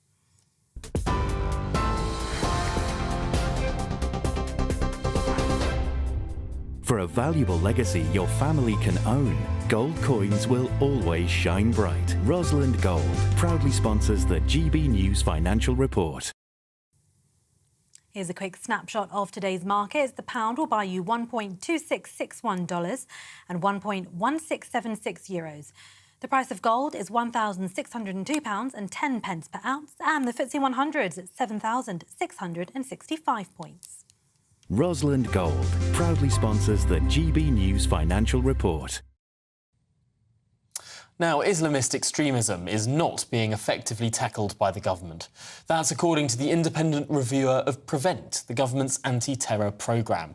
He warns the public faces an increased threat of Islamist extremism and terrorism because the government is simply not doing enough to tackle them. Yes, there were also warnings. The failure to take tougher action was fuelling a dangerous rise in anti-Semitism, and this inaction stemmed from a continuing bias within Prevent towards tackling the rise in right-wing terrorism rather than the main threat of Islamist terrorism. So we're asking, is Britain a breeding ground for extremism? Well, GB News presenter Patrick Christys thinks so, while the author and broadcaster Rebecca Reed says that Britain is not breeding extremism. Well, Patrick, let's start with you. Are we? Well, we obviously are, and if Rebecca wants to call Stevie Wonder, even he would say that he can see it. It's absolutely common sense that we are breeding extremism, and you don't have to look very far to see it, do you? Why do we have bollards everywhere in busy areas? Oh, is that because the Mormons might be driving badly? Why are we looking over our shoulders at Christmas markets, as our Home Secretary wants us to do? Could that be some pesky Jehovah's Witnesses? No, obviously not. It is actually because we've got rabid Islamist extremism on the march in this country, emboldened by incredibly weak leadership and people who like to slander other people, who call it out by saying that they are just far right themselves. That is absolutely staggering. And I would just ask, how many people have to die? How many more Manchester Arena bombings do we have to have? How many borough markets do we have to have before people start calling it out for what it is? MPs last night bottled a vote because they were scared of rabid Islamist extremism. But it's us, it's the plebs who have to deal with it on the streets. Rebecca? I'm still not totally convinced that they bottled the vote because they were worried about extremism. I think they were worried about losing their seats. I think it's about trying to balance the wants of constituents versus the party's general desire for a specific vote. I'm not trying to suggest there isn't a problem with terrorism. There is a problem with terrorism. I just think that the problem with terrorism has kind of been consistent in this country throughout the last probably 40 years from different factions and different groups. And I think there is a perception that the focus on right-wing terrorism, particularly the radicalisation of young men, and Prevent has recently had a very big focus on the kind of Andrew Tates of the world, the sort of more angry men, the violence towards women aspect of terrorism. Just because those things are being discussed more doesn't mean that they're the only ones that are prioritised or cared about. Necessarily, a lot of the kind of policing and watch lists around terrorism have to be private. They can't publicise everything they do all the time. Otherwise, But Patrick, Sir William Shawcross, who's done this review into Prevent, has claimed that there is a priority given to far-right extremism rather than the Islamist. Absolutely. Of course there is. Our MPs and various different people in society will trip over themselves to blame everything other than radical Islam. We had an MP who was obviously stabbed to death by a radical Islamist, and I'm, in this sense as well, keen to not discount what happened to Joe Cox. Of course, that was awful, but it does not undermine the fact that the major threat is Islamist terrorism. What happened when David Amess died? Oh, we had a debate on social media. What happened when Mike Freer said he was quitting? Oh, MPs need to talk more nicely to each other. Why can't they actually get to grips with the real problem? I mean, also, it runs deeper than this. The Home Office, after we had Abdul Azidi, who is now believed to have died, was a twice failed asylum seeker, OK? The Home Office decided, this is according to Stephen Edgington in the Telegraph, to not send any internal memos about that particular bloke round. Instead, they were very, very careful to make sure that they mentioned to staff that it was World Hijab Day, and we can't be offending people to do with that. We have our priorities all wrong in this country. If you ask people what they are more scared of, the police, politicians, members of the public, they are scared of offending a mob or being attacked by a mob of radical Islamists than they are about anyone else in this country. Well, let's throw that right back to you, Rebecca. We're too scared of standing up to the extremism within our society. I don't think so. I don't know anybody who's encountered any resistance to saying I dislike terrorism or I find extreme Islam unpalatable, dangerous. Yesterday, someone told me Hamas values. wasn't a terror group outside Parliament. So there's that. Person, yeah. Yesterday, somebody also said that Israel had planned the 7th of October bombings, attacks, so that they could bomb Gaza. There are people who say stupid, untrue things. That has always been the case. We hear much more content than we ever did. We talk about everything more than we ever did. There is 24-hour news constantly. We feed this cycle by talking about it. I think there is a perception this problem is worse than it ever has been, and I'm just not sure that's true. I don't think it is. I think we just talk about it all the time now. We currently have a group of people who are not even from this particular school, the Michaela Academy, who are taking that school to the High Court because they didn't want to put a prayer room in that school. That is extremism. We've had people outside Batley Grammar School, terrorising a teacher who's had to go into hiding, as a result of it. And we've had an autistic lad who's scuffed a copy of the Quran. His mum gets marched down to the local mosque with 2 police officers in tow to apologise to members of the local community there. And you tell me that's not extremism? Specifically to your last case, absolutely, that was a failure of policing, and we all know I have major issues with the police. Specific to the Michaela Academy point, that's not really exactly what happened. It is a pupil at the school who led this, and specifically, they are not saying they had to have a prayer room in the school. They're saying people have to be able to pray at lunchtime in a classroom, and that is within the realm of what you would expect to be able to do under a religious freedom in any given sensible, safe country. So I think it's very easy to rack up all of these, especially if we take the absolute juiciest bit of the headline and then not look at the total body of the article and make it sound like there's a worse problem than there actually is. There have always been bad people at the extremes of all religions and all groups, and those people still exist now as they ever did, but that does not mean that the problem is worse than it's ever been. Ask Jews about that. Absolutely. Islamophobia and anti-Semitic attacks and abuses have been on the rise completely. Specifically, massively anti-Semitism, yeah. Just as when COVID started, there was an enormous spike in anti-Asian hate crime. There is a real issue with when any group is overrepresented in the media, they become targets. We have a fundamentally racist and intolerant society. We have a fundamentally racist and intolerant society, do we? I find that absolutely staggering, given that we are not seeing protests on the streets about record levels of net migration year on year. We're not seeing massive demonstrations on the streets about people coming across the channel, despite the fact that in this very report that we are talking about today, it name-checks what's happening in terms of illegal immigration and tells us specifically that we are importing terrorists. I spoke to Robert Jemrig, who is also former immigration minister, of course, who's seen behind the curtain, who could not be clearer that we are importing people who wish to, at times, blow us up in this country. We are not seeing massive marches on the streets about this. We are not an intolerant society. If I would argue, we're importing people who are incredibly intolerant, actually. I think we are an intolerant society in the sense that there is an enormous issue with anti-Semitism in this country. There is an enormous issue with Islamophobia. We have record levels of hate crimes. That does not suggest that everybody here is a racist. And I am, again, not suggesting for a second that the Tory government have done a great job with immigration for the last 12 years. They've done a really, really appalling job. No one is suggesting that things are doing well, but I still fundamentally think that if you are only looking at the Islamic part of the terrorism issue, you are only looking at one piece of the puzzle. It is wider than that. And fundamentally, this is about the fact that you can only radicalise people who are vulnerable and unhappy. And if you look at that part, you can actually undo it. You can't radicalise a happy, well-balanced person. Excuse me, yes, you can, because you put pressure on them. What's happening right now in our politics is that people are going door to door and campaigning, and they are asking those people on the doorstep, how are you going to respond on Judgment Day? There are clips of this. That is intolerable community pressure. That is intolerable community pressure being put on people, and it is very easy to radicalise people under those circumstances. Right, I wish more people in this country... Let's leave it there. Fantastic debate. Great to hear both of your views on that. Rebecca Reid, author and broadcaster, and, of course, Patrick Christie, GB News presenter. Patrick, tell us what's coming up tonight. We'll let you plug the show. OK, all right. Well, firstly, also, thank you, Rebecca, because we do actually get on rather well, and I didn't really enjoy that. But anyway, so, right, I've got a heck of a lot on tonight. We're going to be looking at Lindsay Hoyle. The question for me is, what was the deal, Lindsay? What was the deal between you and Sir Keir Starmer? Was there one, really? What happened there? We're obviously going to be talking about this extremism issue as well. Immigration now is fueling the housing crisis, shock horror, and I have a moon landing to bring you at 10:30. The moon landing. Well, that is something to stay tuned for. Thank you very much indeed, Patrick.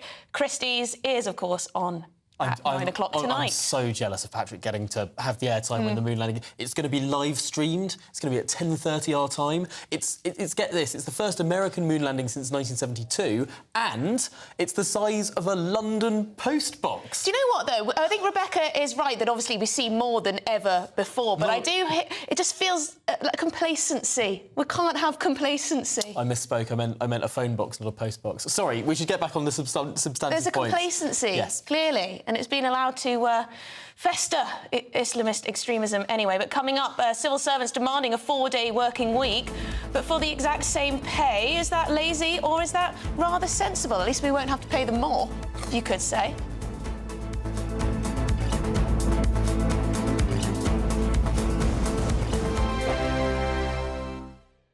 I'm Andrew Doyle. Join me at 7 o'clock every Sunday night for Free Speech Nation, the show where I tackle the week's biggest stories in politics and current affairs with the help of my 2 comedian panellists and a variety of special guests. Free Speech Nation, Sunday nights from 7 on GB News, the People's Channel, Britain's news channel. In the GB Newsroom, we bring you the news as it happens. With our team of dedicated journalists across the UK, we're ready to give you accurate reporting every day. When the news breaks, we'll be there with bulletins on GB News, the People's Channel, Britain's news channel. Patrick Christie's Tonight, weekdays from 9 p.m. Ken, do you find the Union flag, the Union Jack, divisive? In some situation, but as Simon quite clearly stated, and I agree with everything that he says in regards that there's situation when people use it for ulterior motive to cause fear, alarm and distress. We saw that with the far right when they came up to saying protecting the Churchill statues and things of that nature. But largely on the large whole, even I wave the St. George's flag on a sporting occasion. And I don't see anything wrong in raising the Union Jack or the St. George's flag so long as the intention is correct. And as he says, Mr. Brockhurst, he served for the country and he should have every right to be proud of what he's done and the way that he wants to display it. All right, Simon, what do you make of this kind of, I would argue it as like student social media-based politics, where you get these pillocks from the Green Party, whatever, saying, oh, it's divisive, and I can't believe it. It will be legal in this country to do... Do those people need to get out more? I was on the streets of Stratford earlier on, an incredibly diverse place, speaking to a massive range of people right across different age demographics. I couldn't find a single sausage who said to me that they thought that this guy from the Green Party was right. He obviously has absolutely no attention from anybody, and this is his way of finding attention. Both Ken and myself, we both agree that nobody should use any symbol of national identity to offend others deliberately, because that's just inflaming a situation. There's so much sensitivity around so many things today, and people do get offended by so much so quickly without any rhyme or reason. GB News, unlike other broadcasters, isn't obsessed with the London-Westminster bubble. We think there's a nation beyond the M25, and that's why we talk about the issues that matter across the land. Join me on State of the Nation, 8 to 9 o'clock, Monday to Thursday, on GB News. Daisy's listening, and you should too.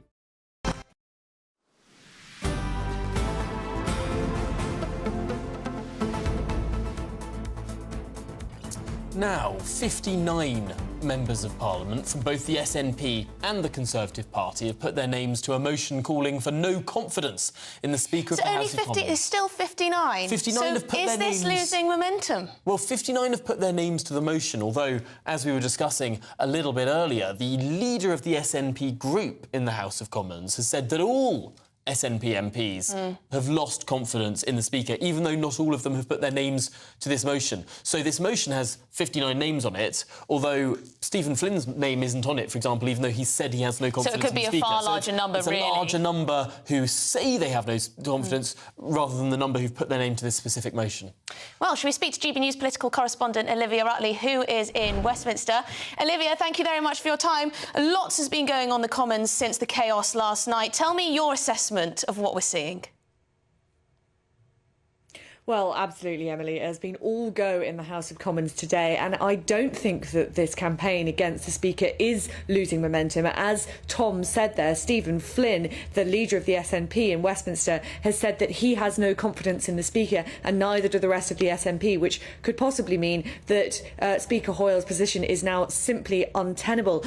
It's interesting what's going on in the Commons today, because there are lots of different opinions on what Sir Lindsay Hoyle's motivation was behind that really unusual step he took yesterday. There are those, particularly on the Tory benches and on the SNP benches, who believe that Lindsay Hoyle was simply showing bias towards the Labour Party and helping Keir Starmer get out of a tight political spot.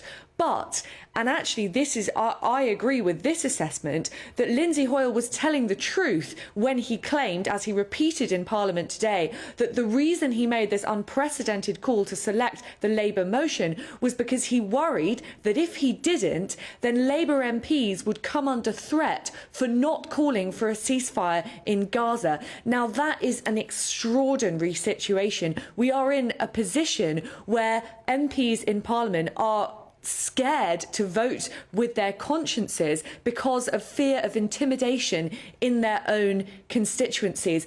And you could even say that the protesters, the people who are pushing pressure on these MPs, the people who are threatening these MPs, ended up, by a roundabout way, dictating the way the House of Commons was run last night. Lindsay Hoyle, he claims, made that decision essentially to try and keep MPs safe. Now, to me, that is the real story here. What sort of a situation are we in when MPs are having to act in a way that keeps them safe in their own constituencies? Lindsay Hoyle still may well end up being, it may be his head that falls after all of this.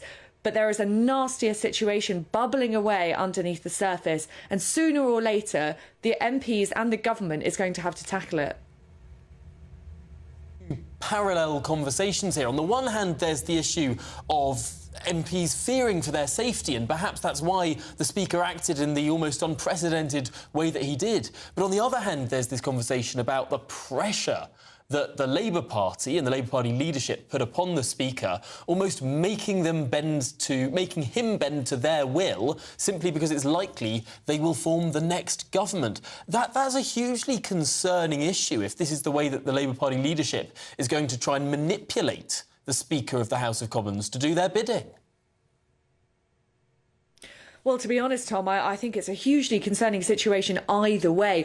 We will never know the exact motivations behind Lindsay Hoyle's decision yesterday, but either, as you say, it was the case that the Labour Party were putting huge pressure on the Speaker. There was a rumour at one point yesterday that Keir Starmer said that Lindsay Hoyle could stay in his job as Speaker as long as he backed the amendment, essentially bribing him to do Labour's bidding. Of course, that would be a very, very concerning situation. But in my mind, the other option is just as concerning, that Lindsay Hoyle acted as he said he acted for MPs' safety, because he was worried about the backlash to MPs in their constituencies if they didn't vote for that Gaza amendment. Either situation is deeply, deeply concerning and speaks to a deep problem in British democracy. Absolutely, and it seems like MPs are now more willing than ever to speak up about the intimidation they're feeling. Lots of speeches in the House of Commons to that effect, not least from the Speaker himself. But I just want to get you on one more story, another headache for the government. Civil servants demanding a 4-day working week, but at least for no more pay. Well, you say that, Emily. I think there might be demands for more pay as well. Fran Heathcote, who is the head of the PCS, which is the biggest union representing civil servants, has written to the Cabinet Office asking to significantly reduce the civil service working week. And one option, which she is reportedly considering, is bringing the week down to 4 days. Separately, she is also asking for some more holiday for civil servants. She would like to see civil servants' holiday raised to 35 days. That's 7 more days than the legal requirement in the UK. And she is also asking for more pay. It's not clear whether the extra pay and the 4-day week would go together. Perhaps these are 2 separate suggestions that she's pushing on the table. But either way, it all feels pretty punchy from the civil service. Yeah, it does indeed. 35 days of holiday, that'd be nice, wouldn't it? What would you do with all that time? I genuinely don't know what I'd be able to do. I keep not taking enough holiday and then having to sort of scramble at the end of the year to know what to do with my holiday. 35 days. It's very interesting, though, culturally, isn't it? There is this massive shift to more work-life balance being the most important thing. Do you think people are scared of graft, or is it just the civil service? I don't know. Well, thanks, Olivia. Yeah, thank you, Olivia, for bringing us that. I think that to some extent the civil service does have a reputation for being being more flexible, for being more flexible than other sectors, and perhaps one of the reasons why people why it's an attractive career option is, even though it's not the best remunerated job in the world, perhaps you can get in a little bit late, leave a little bit early. Well, I have heard from friends who've worked in the civil service that there is very much a clock-off early culture. That's not to say there aren't very hard-working civil servants. Clock-off early and get in late culture. Because there are some very hard-working civil servants. I'm not saying there aren't. But I think the problem is it's very hard to get rid of the ones who aren't hard-working. Yes, I've heard that too. Very hard to get rid of anyone in the civil service, really. You've got to go through many loops. You've got to jump many hurdles and sometimes it's in order to do so. To keep someone who's awful at their job on, but sort of shunt them off into a different role, and then you get this extraordinary situation where the civil service workforce has expanded by hundreds of thousands of people, and yet it seems that the quality of the work that is done perhaps hasn't improved by the same degree. But I do think a lot of people are wanting to go part-time, even when they're quite young. We've got a part-time culture these days. I don't know if flexible working is such a bad thing. I mean, the Home Office in particular has a problem with working from home. It's the department where the most people work from home. The working from home office. The working from home office instead. I just got that. Yes, let us know what you think about civil servants wanting the same pay but for only 4 days a week, and presumably they also want a pay rise too, and 35 days holiday to boot, and that will be on top of course, Christmas, New Year's Day, Easter, etc, etc. Well, stay with us here on GB News, because soon we'll be discussing the issue of someone who might have to take some compulsory time off. Is the Speaker safe in his job? We'll be with the very latest from Parliament after these messages.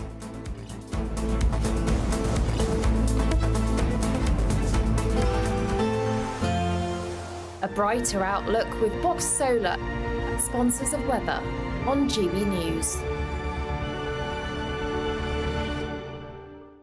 Good afternoon. Welcome to your latest GB News weather update with me, Annie, from the Met Office. There's further heavy rain to push eastwards through the rest of the day, but it will start to turn drier across the west over the next few hours. The heavy rains, as a result of this weather front that's been pushing eastwards through today, it's going to stall over the next few hours across the far southeast, but behind it it's turning colder and drier. So some further heavy rain to come in the east. We have got weather warnings still in force here, as well as wind warnings in the far southeast, but behind it will turn drier for many areas through tonight. So a much drier night to come, but it will be a colder night as we've got that colder air. So we could be down as low as -3 or 4 in the north tomorrow, as low as -1 in some rural areas further south. Frost will be fairly limited though, because we do have a fairly brisk westerly breeze through Friday. That's going to be pushing in showers from the west through the day. They'll be most frequent across western areas. Here they could merge into quite longer spells of rain, bringing a risk of hail and some thunder. The showers will drift into more eastern areas in the afternoon, but through the morning it should stay largely dry here. There'll be plenty of sunny spells as well. Temperatures much closer to average for the time of year across the UK. Showers should die down over Friday night slowly but surely to leave a much drier picture for Saturday morning, but there'll probably be quite a lot of fog around across central and eastern areas, but many areas should get away with some dry and sunny spells through Saturday, and it's looking like into the start of next week it should stay dry across the north with some rain arriving in the south. See you later. That warm feeling inside from Boxed Boilers, sponsors of weather on GB News. Wake up to the headlines with Headliners every morning at 5 a.m.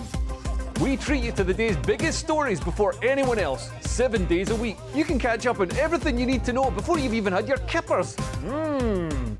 Headliners every morning at 5 a.m, only on GB News, the People's Channel, Britain's news channel. Good afternoon, Britain. Good afternoon, Britain. Join us, Tom and Emily, To find out what's happening in the heart of Westminster. and why it matters to you. Weekdays from midday, we bring you the most compelling stories from across the United Kingdom. And from your doorstep to our inbox. That's right, we want to hear from you. GB News, Britain's news channel. Martin Daubney, weekdays from 3 p.m. You have a president in President Biden who's not enforcing the law that was passed by Congress. President Obama, criticize him or not, actually enforced the law and was deporting people that had crossed illegally. Of course, President Trump enforced the law and improved the law to make sure that and worked with Mexico to have the Remain in Mexico policy. Biden has abandoned federal policy. In fact, he's deliberately trying to let in as many immigrants as possible. More for the Democrats, more is better and less is racist. Just astonishing. And the statement that Greg Abbott put out is really feisty stuff. He said the federal government has broken the contract between the United States and the state of Texas. And in the eye numbers, Greg, are simply eye-watering. 6 million illegal immigrants have crossed our southern border in just 3 years, Governor Abbott says. That's more than the population of 33 states That's in right. the United States. Astonishing numbers. And Martin, that's just Texas. If you add Arizona and other border states, you know, it's pushing 10 million. By the end of Biden's term, it'll be 11 million. A study by Yale University a few weeks ago, 3 very liberal professors that did the study estimate there's 22 million illegal aliens. So this is a crisis that was created by Biden. It's what he wants. They want unfettered access to the border. They're letting them in. It's a real hardship on the working people of Texas and other border states. And now it's a real hardship on cities that the federal government, as well as the governors of Texas and other states, are sending some of the migrants to those so-called sanctuary cities. Every Sunday from 11, join Michael Portillo. There will be topical discussion, looking at the week before and the week to come. So kick back and relax at 11 a.m. on Sundays on GB News with me, Michael Portillo. GB News, the People's Channel, Britain's news channel.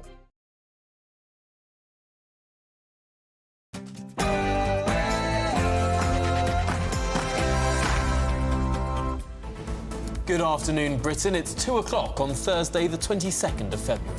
Could Hoyle go? The Speaker faces a mounting campaign of no confidence as dozens of MPs call for him to step down. SNP's Westminster leader tells Sir Lindsay Hoyle that he has no confidence in him as Sir Keir Starmer denies threatening the Speaker over the Gaza debate. Breeding ground for extremism. The government's Prevent programme prioritises tackling right-wing terrorism over the main threat of Islamist extremism. That's according to a new report. Is the public being put at risk? And fury has been sparked over plans to house asylum seekers in a tiny Cumbrian town in the grips of a housing shortage. 8 properties are being used to put up around 40 newcomers from overseas. We'll be live on the ground.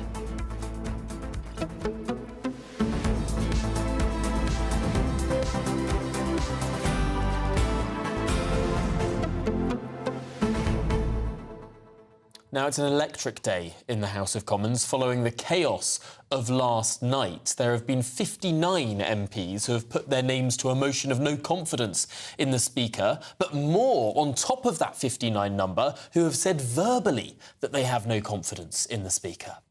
Yes, and lots of you have been getting in touch. Vicky says, I believe that Lindsay Hoyle spoke the truth when he said he allowed the Labour amendment due to concerns about MPs' safety. Yes, that's what the Speaker is saying. He's saying that he was worried about MPs who were having threats to their lives. Whereas Sharon says clearly there was some unethical interference from the Labour Party's leader beforehand, leading to his fellow Labour buddy Sir Lindsay Hoyle's irrational decision on the actual day of the vote that was supposed to be on the SNP's amendment. Yes. Yes, That's what Sharon said. and some of you are saying that the Speaker is appeasing extremists by making that decision. Mark says the Speaker of the House has now given the green light to any extremist group to intimidate politicians to get their own way. And Jane thinks she has a solution. I think the only thing Parliament can do is to present the SNP motion in its original form again, and the other party's original positions to vote again to see what happens. Because, of course, Jane's right. They didn't actually get to vote on the SNP amendment after all of that befuddlement. Oh, just what we need. Well, let us know what you think. GBViews at gbnews.com, but it's your headlines.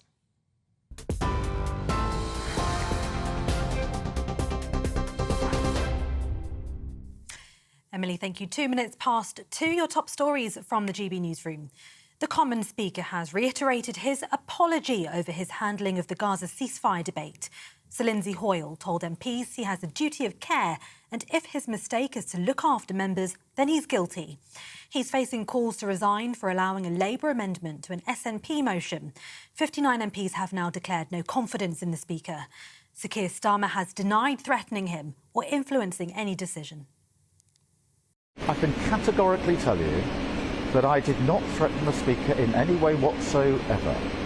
I simply urged him to ensure that we have the broadest possible debate. And your MPs?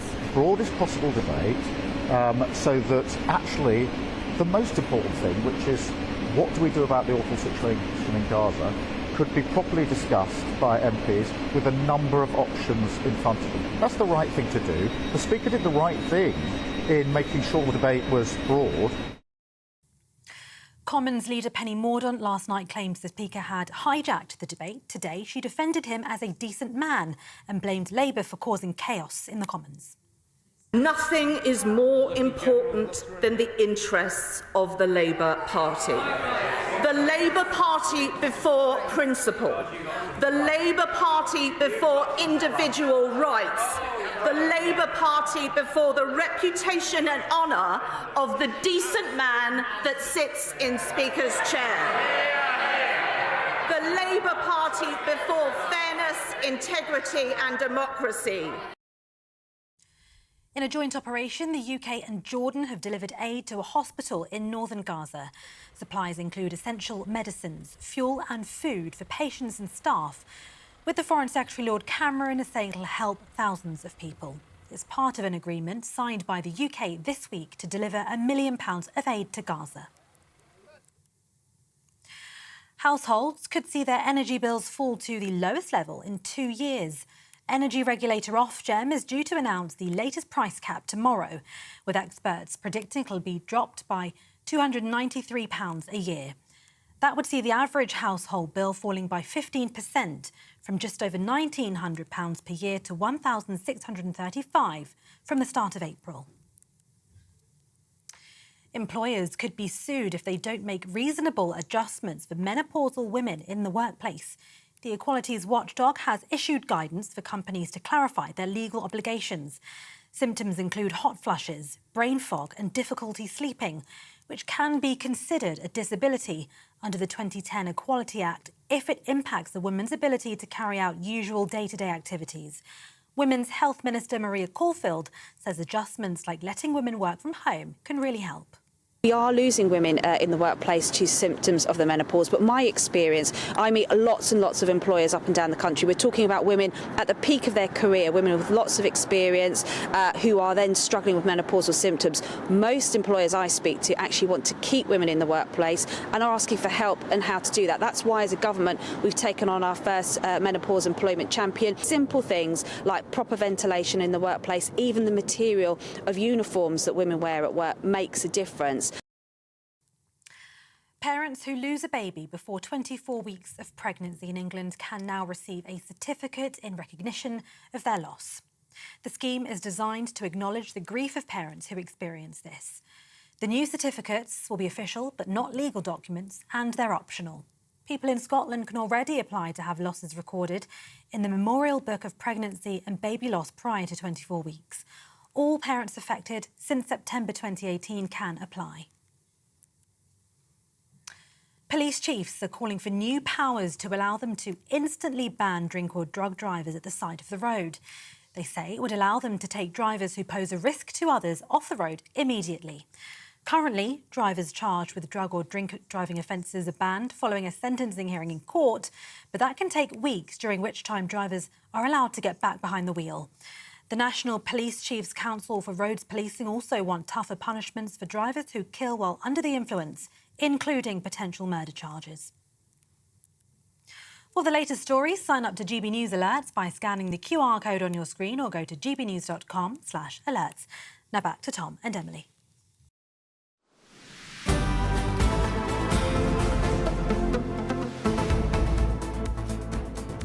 Good afternoon, Britain. It's 7 minutes past 2, and as the fallout from the chaos that descended on the House of Commons yesterday continues, the entire SNP group in Westminster have confirmed that they have lost their confidence. Their party no longer has confidence in the Speaker, Sir Lindsay Hoyle. Last evening we saw the best of this House and its ability to debate, and we also saw the worst of this House as it descended into farce. And I think I speak for everyone in the chamber just now, and indeed yesterday, when I expressed my deep sorrow that that was able to happen, given the content of what it was we were debating. Nevertheless, Mr. Speaker, it descended into farce because of a decision that you made, and you alone made, to ignore the advice that was given to you by the clerks. And as I have expressed to you privately prior to proceedings here today, we do not, on these benches, therefore believe that you can continue in your role as Speaker. We do not have confidence in your ability to do so. So I would therefore welcome clarity, either from yourself or indeed from the Leader of the House, as to how we can best facilitate a vote in this chamber at the earliest possible occasion. Stunning. That's the SNP group leader saying no confidence in the Speaker of the House of Commons from his benches. Let's return to our political editor, Chris Hope, who's in Westminster Hall for us. And Chris, just how significant is this statement from the SNP? Well, it's huge, and you heard the way that Stephen Flynn was speaking there. He, of course, leads the third biggest parliamentary group of MPs, 50 or so SNP MPs. If they've all lost confidence in the Speaker, along with dozens of Tory MPs who are getting towards 80, no wonder I was told a few hours ago that we could be on to by 100 by Monday. Now, I should say that over lunch I've been talking to various key figures around this. There is a effort now to try and save Lindsay Hoyle. Senior Tories are going to go and try and see him, work out a way forward. And it seems to me the only way that Lindsay Hoyle can save his bacon at this point is probably come out and say that he recognises that what he did, although it came from the best of intentions, did look like it favoured Labour, because either it takes the heat off the MPs by giving them another option to vote not for the SNP policy on Gaza or the government's, or he was concerned for their safety. But either way, it's either emboldened the enemies of the country, as we heard from Geoffrey Cox an hour or so ago on this programme, or else it helps the Labour Party. So what I think Tories want to see, and maybe the SNP too, is Lindsay Hoyle to recognise that what he did showed a degree of bias towards Labour. And he needs to guarantee and make very clear, I think, to the House of Commons that in future he will make sure he's completely fair and won't do private meetings with Sir Keir Starmer. Why do you suspect senior Conservatives are standing by Sir Lindsay Hoyle? I think they think he's a decent man. Some people I've been talking to over lunchtime say that they think the party's lost its head. It's trying to the Tory party is trying to distract from its own difficulties. Lindsay Hoyle hasn't really, I don't think, been a bad speaker for the government or for any party. He's done pretty well, I think, since 2019, and staying above party debate, not getting drawn into picking sides, as John Bercow was accused of during the Brexit debates. I think it's slightly come from nowhere, really, and also they're kind of wondering who's going to replace him. Would it be Rosie Winterton? Would it be one of the other two Tory deputies? It's not really clear, and it's not really clear why the Tories want to get rid of Lindsay Hoyle, if not just to cause some trouble for Labour. I think that's part of the concern, and that it has gone quite far now.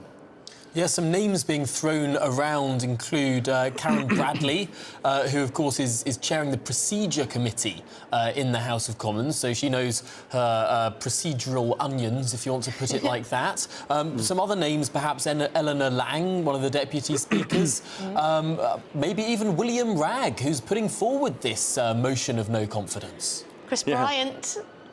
Well, Chris Bryant. Well, yes.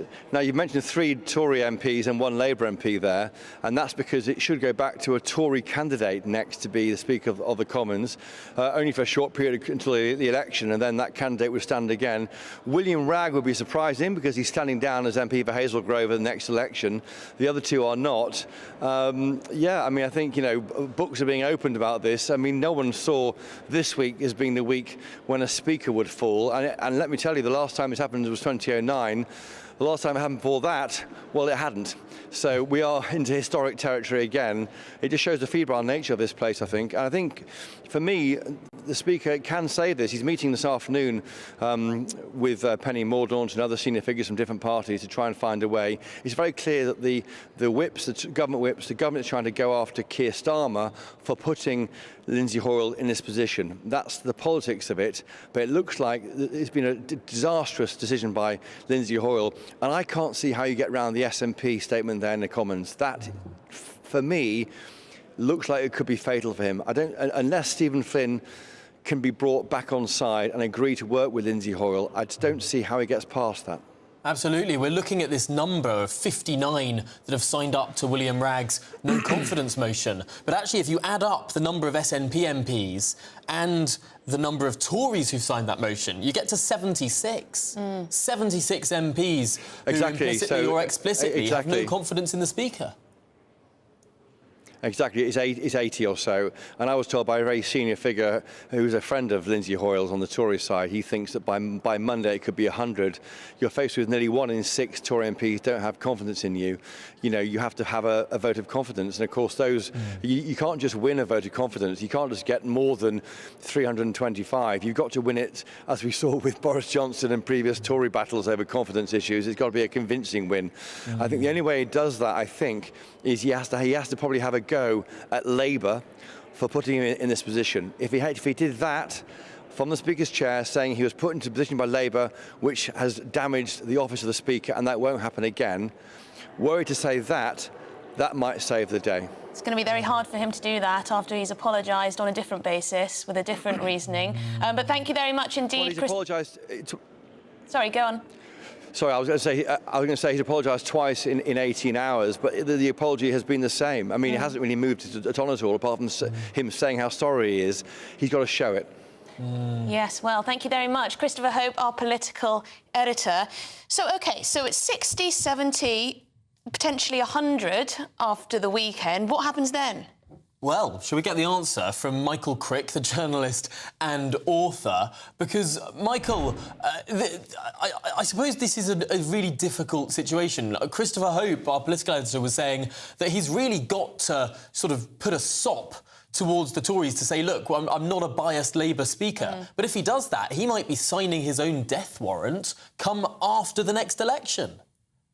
I know, it's very tricky. And I think Conservatives will be tempted to change the Speaker now while they have a majority in the House of Commons, rather than wait till after the next election when it looks like Labour will have a majority, or at least the opposition parties will have a majority combined. And the fear, I think, amongst Conservatives will be we'll just get another Labour Speaker. Labour will be partisan in that and vote for another Labour Speaker.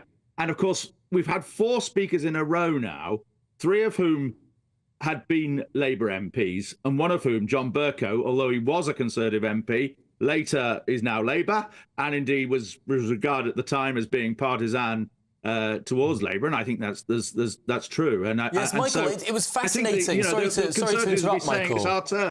Sorry? It was fascinating that John Bercow was elected in 2009 at the sort of dying embers of the last Labour government. Some say that the reason why that was all pushed to happen then was that it was a Labour majority House of Commons that could select him as a very left-leaning Tory MP who ended up in the Labour Party, as opposed to waiting for the new Parliament to elect a new Speaker.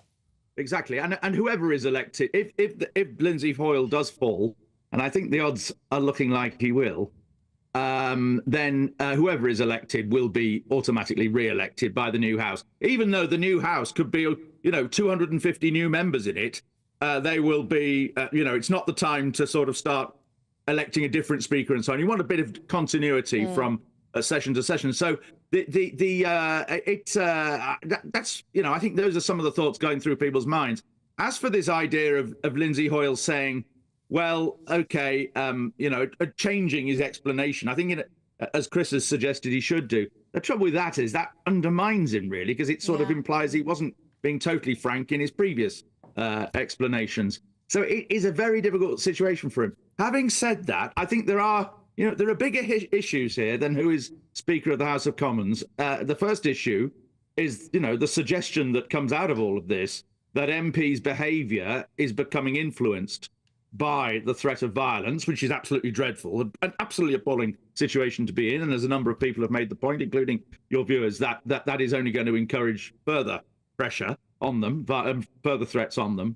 And of course, at the heart of all this is the whole debate about the terrible things that are happening right now in the Middle East and the number of people who are being killed and Gaza and ceasefires and so on. And it doesn't really look great that if you're discussing an issue as momentous as that, it all boils down to whether the Speaker should continue in office or not. Yes, you're right. It does, I imagine, look rather self-indulgent to a lot of members of the public. But on that point, on Sir Lindsay Hoyle's explanation that he was doing this to protect MP's safety, he spoke about how he doesn't want to have to pick up the phone to find out that a friend has been killed by a terrorist.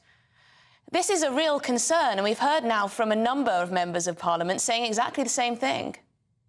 I know, and of course, we've seen two members of Parliament murdered in the last few years, David Amos and Joe Cox, and huge threats against other members of Parliament, like Mike Breer, who announced his retirement the other day and explaining that threats have played a role in that. It really is an appalling situation that we are getting into here. And on the one hand, you can understand Lindsay Hoyle's desire to protect members of Parliament and their safety. On the other hand, as has been suggested on your programme, you are only encouraging future threats and future violence. Yeah, you are. This is an appalling situation that we're in right now. And I think that issue is really more important than who is the Speaker and who's... And as Chris says, he has been a pretty good Speaker. I don't recall accusations of him being partisan before. And I think... the story that came out yesterday about Labour putting pressure on him to take their amendment, and if they didn't, then he, they wouldn't vote for his re-election. I think that is an appalling. I mean, that story was denied by Labour, of course, and it's been denied by Starmer that he himself put any pressure on Hoyle. But I think that's an appalling situation as well. That Labour should, as is alleged, bully him in that manner. So. This reflects badly on quite a lot of people. Well, it's a murky business, but Michael Crick, thank you for making so much of it so clear for us here on Good Afternoon Britain. Yes, very interesting indeed to get Michael Crick's assessment. Up next, though, we're back in the seaside town of Millom, where there's been a lot of fury sparked over plans to house asylum seekers, despite there being a severe housing shortage. There's also been quite a bit of vandalism. See you very shortly.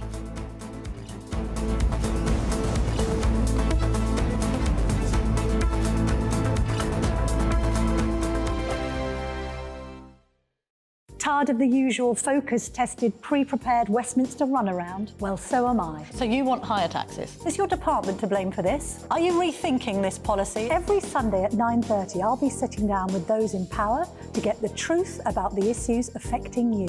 Let's be honest, we've known about the cost pressures of this project for years, not months. That's the Camilla Tominey Show, a politics show with personality. On GB News, the People's Channel, Britain's news channel. Britain's newsroom, weekday mornings from 9:30. The EU rules are trying to choke even that. Yeah. And I just think, I would join this protest in a heartbeat. And you are right to point out this stuff about them being right-wing. How dare they slate them as right-wing when these are real people whose livelihoods and are remember, being a lot of trashed. people who work in the farm industry, Malone, They get paid very little money. They get paid.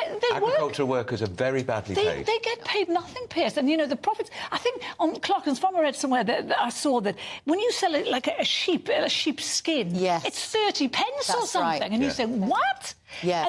And so you wonder how they can manage that. And I think after a year, Clarkson made a handful of pounds. He made like 90 quid profit or something. In a whole year working. But Carol makes a really good point, though, doesn't she, Nikki, about this idea that we go to the supermarkets, we shop there, we eat our food, we don't often give it a thing. And the farmers have become so frustrated by this idea that they are not respected. Absolutely. I mean, they're running what are effectively small businesses, often family businesses that have been passed down through generations. They also tend to know the land and the animals better than anyone else in those areas. You know, I am all for green protests, you know, I'm all for climate change activism, but actually... the only way you can do that is gradually. It's exactly what we've seen with Port Talbot. You know, you can't just go in and say you're not going to do it anymore this way. You've got to do it this way instead. The Tata Steel thing. Yes, exactly. You've got to do it this way instead. You know, lots of farmers are on board with protecting the planet, but they can't do it overnight. You've got to give them time. So they're protesting. You know, they're saying no farmers, no food. When well, you say can't you get any more support obvious. some of these environmental protests, you're not one of these closet supporters of Just Stop Oil, are you? I'm not a closet supporter. I think I've been quite open about Just Stop Oil. No. I don't like all their methods, but I do like the message. Any of them. But I do appreciate the message. But sometimes you've got to do difficult things. What they're asking for now, those protesters, are unrealistic. What these protesters are asking for is not unrealistic. No. 2024, a battleground year. The year the nation decides. As the parties gear up their campaigns for the next general election. Who will be left standing when the British people make one of the biggest decisions of their lives? Who will rise? And who will fall? Let's find out together. For every moment, the highs, the lows, the twists and turns. We'll be with you for every step of this journey. In 2024, GB News is Britain's election channel.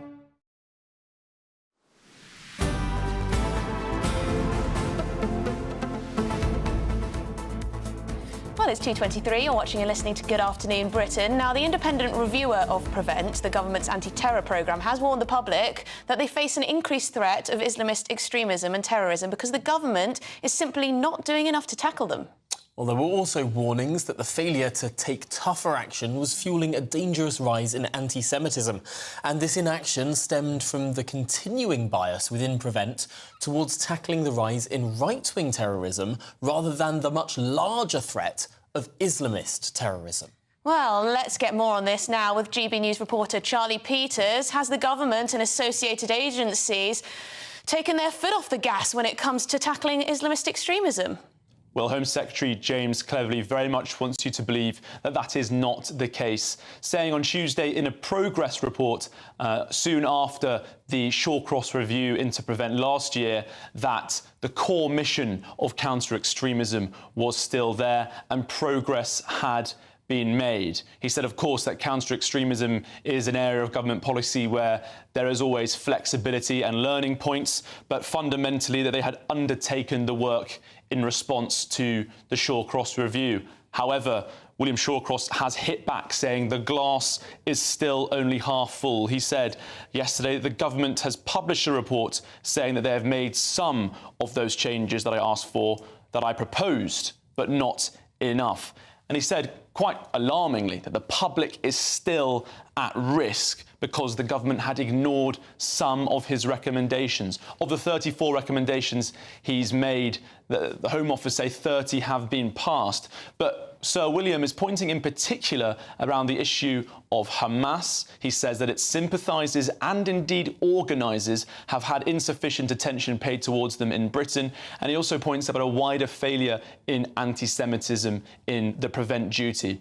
Prevent is the government's counter-extremism strategy. It is a public duty placed on authorities such as schools, nurseries and hospitals to refer people towards counter-extremism practitioners if there are signs of concern. We should say that Sir William, his review was criticised after he said that Islamist extremism didn't receive sufficient attention. Some civil rights groups said that that was Islamophobic. However, the government has accepted that that was correct and now says that Islamist extremism is the #1 threat. They also agreed that far-right extremism and terrorism was too emboldened in its counter-extremism coverage. It was given far too great a status in its response. But Sir William saying that insufficient lessons have been learned. And hours after he made these remarks, last night, of course, we saw some of what he was agitating against occurring in Parliament, in Parliament Square, just outside Big Ben. And we saw what many are perceived to be a genocidal chant broadcast onto the Palace of Westminster, raising, I think, perhaps a reinforcement of his analysis of the prevent duty. Yes, Charlie, this is the From the River to the Sea chant, the words blazoned on Parliament using a laser display last night, which many Jewish people interpret as the wiping out of the State of Israel from the River Jordan through to the Mediterranean Sea. But, Charlie, we heard today in Parliament really powerful interventions from members of Parliament like Robert Jenrick, like Andrew Percy, who've been talking about the threats that they receive as members of Parliament. And I suppose this only ties in to this issue that we've been talking about, that there is this sense that perhaps not enough is being done, particularly to combat Islamist terrorism. And Sir William Shawcross, in that review last year, found that its counter-extremism practitioners within the prevent duty hadn't actually done any work on Hamas for years. And now he's warning, sometime after that report released last year, that since October the 7th, many of those sympathisers and organisers, having been ignored by those practitioners, are now emboldened. And analysts I've been speaking to today fear that those remarks are accurate and that extremists are being emboldened by the lack of activity faced on them and the wider failures to counter anti-Semitism. This, they say, is leading to some of the scenes we saw last night in excusing some of those lower-tier embarrassments on the streets of London. You lead to more grave breaches that we saw last night with that chant being broadcast onto the Palace of Westminster. Yes, it seems like many of our MPs are clocking on to this issue. Thank you very much indeed, Charlie Peters, our reporter there. Now, fury has been sparked over plans to house asylum seekers in a tiny Cumbrian town in the grips of a housing shortage, with 8 properties being used to put up to around 40 newcomers in from overseas. Yes, so the police in the area have had to increase patrolling after one of the houses was vandalised with graffiti reading "Not Welcome Scum." Well, let's cross to Millom now, and speak to our Northwest reporter, Sophie Reaper. Sophie, this is an extraordinary tale. It is indeed, and I think it's really important to point out the reason mainly for that outcry is because the people of Millom had no idea about the proposed plans until it was revealed on social media. That includes the council and the mayor. They had no idea that this was planned for their town with a really relatively small population. We've been here this morning. We went and saw the houses, those proposed HMOs with the graffiti on the side. Now, the mayor of Millom has condemned the graffiti and any kind of vandalism. We spoke to her earlier on this morning, and this is what she had to say. It was just a reaction from the community. We condemned the graffiti, the antisocial behaviour. And since we've actually been communicating, talking, the community has settled down. We're waiting for answers from our MP, Trudy Harrison. So hopefully tonight she'll be able to give the community the answers to the questions that they have. Well, the community are hoping for answers tonight. There's a meeting here in Millom at around 6 o'clock where they'll be hoping for answers. The plans have been paused until now so that the community can be allowed to get those answers. Now, of course, the people responsible for housing asylum seekers is the Home Office. GBNews have reached out to them, and this is what they've come back with. We've always been upfront about the unprecedented pressure being put on our asylum system, brought about by a significant increase in dangerous and illegal journeys into the country over recent years. The Home Office has a statutory duty to provide safe and secure housing for asylum seekers, and we are continuing to work closely with local authorities, including in Millom, to manage any impact in the area and address local concerns. Now, I think the feeling here in Millom is that thus far that hasn't been done. For one, they weren't informed about the planned HMOs. So I think going forward, especially at this meeting tonight, there will be a lot of questions about how going forward they can strike that balance between housing the asylum seekers but also making sure that it's appropriate for this small town of Millom. Sophie, thank you very much for bringing us the concerning story and, of course, that really appalling graffiti as well. Sophie Reaper, thank you. Yes, thank you. Now, up next, we'll be speaking to Sir Ed Davey. Who? Oh, the leader of the Liberal Democrats. We'll be speaking to the leader of the Liberal Democrats after this.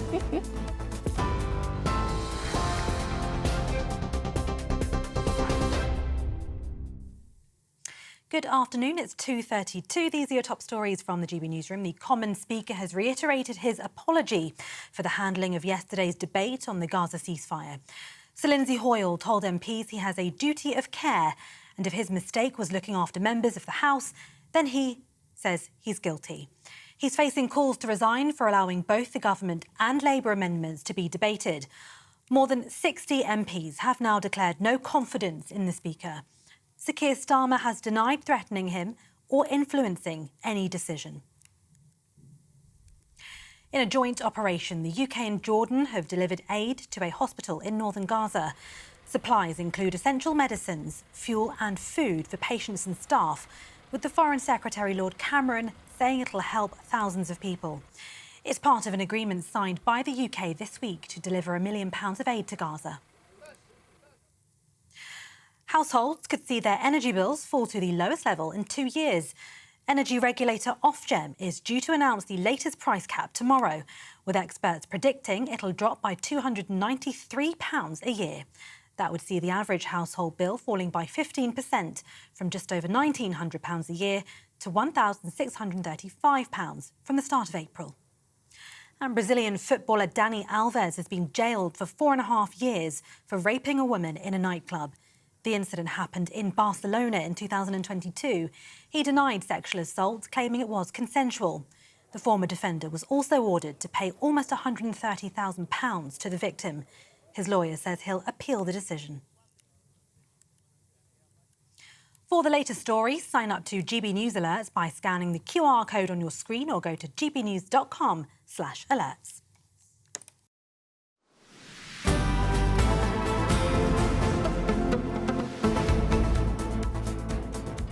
Well, let's jump straight back to Westminster now and join our political editor, Christopher Hope, who's joined by the leader of the Liberal Democrats, Sir Ed Davey.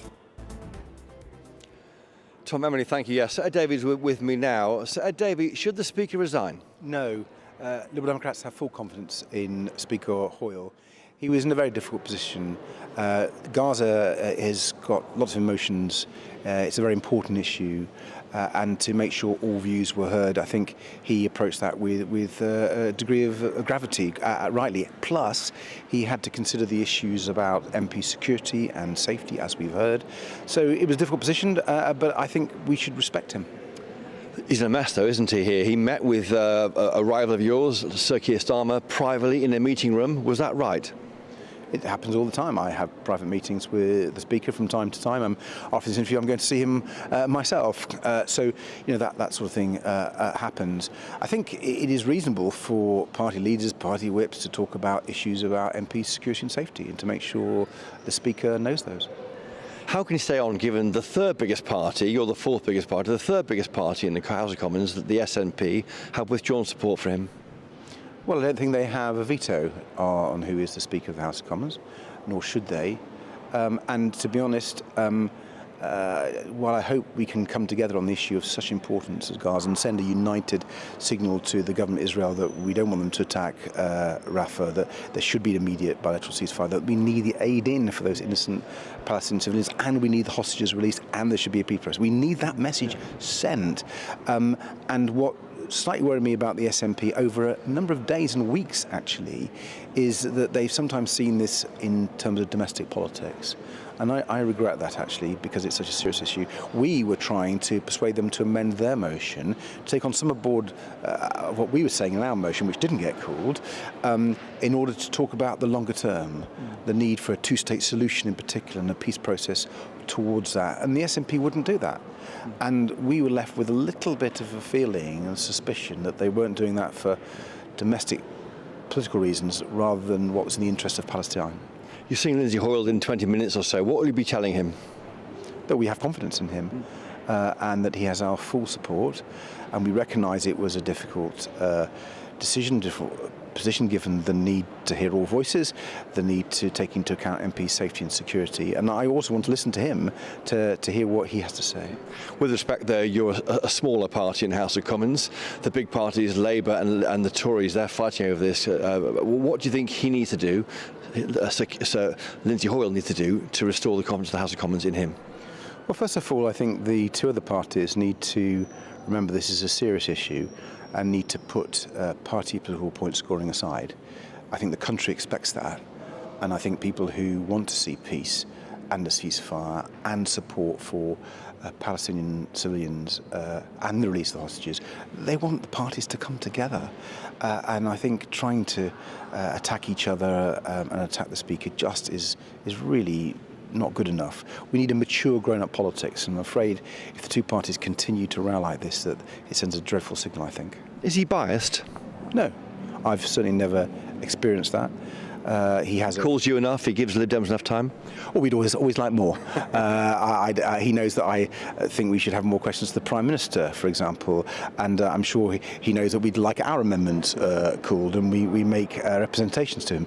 But you have to understand that he works within standing orders and within convention. But you broke those standing orders. That's the point, isn't it? He changed the orders to allow Labour a vote. He didn't break standing orders, is my understanding. He interpreted the convention, and there have been precedents actually for what happened last night. And so I think there's a lot of heat in this debate, and given the gravity of the substance of the issue, I really regret that, actually. Is it being driven by the Tories? They want to have a Tory Speaker going to the next election. I think you'll have to ask the Conservatives that. I think they've become quite a shambolic government, actually.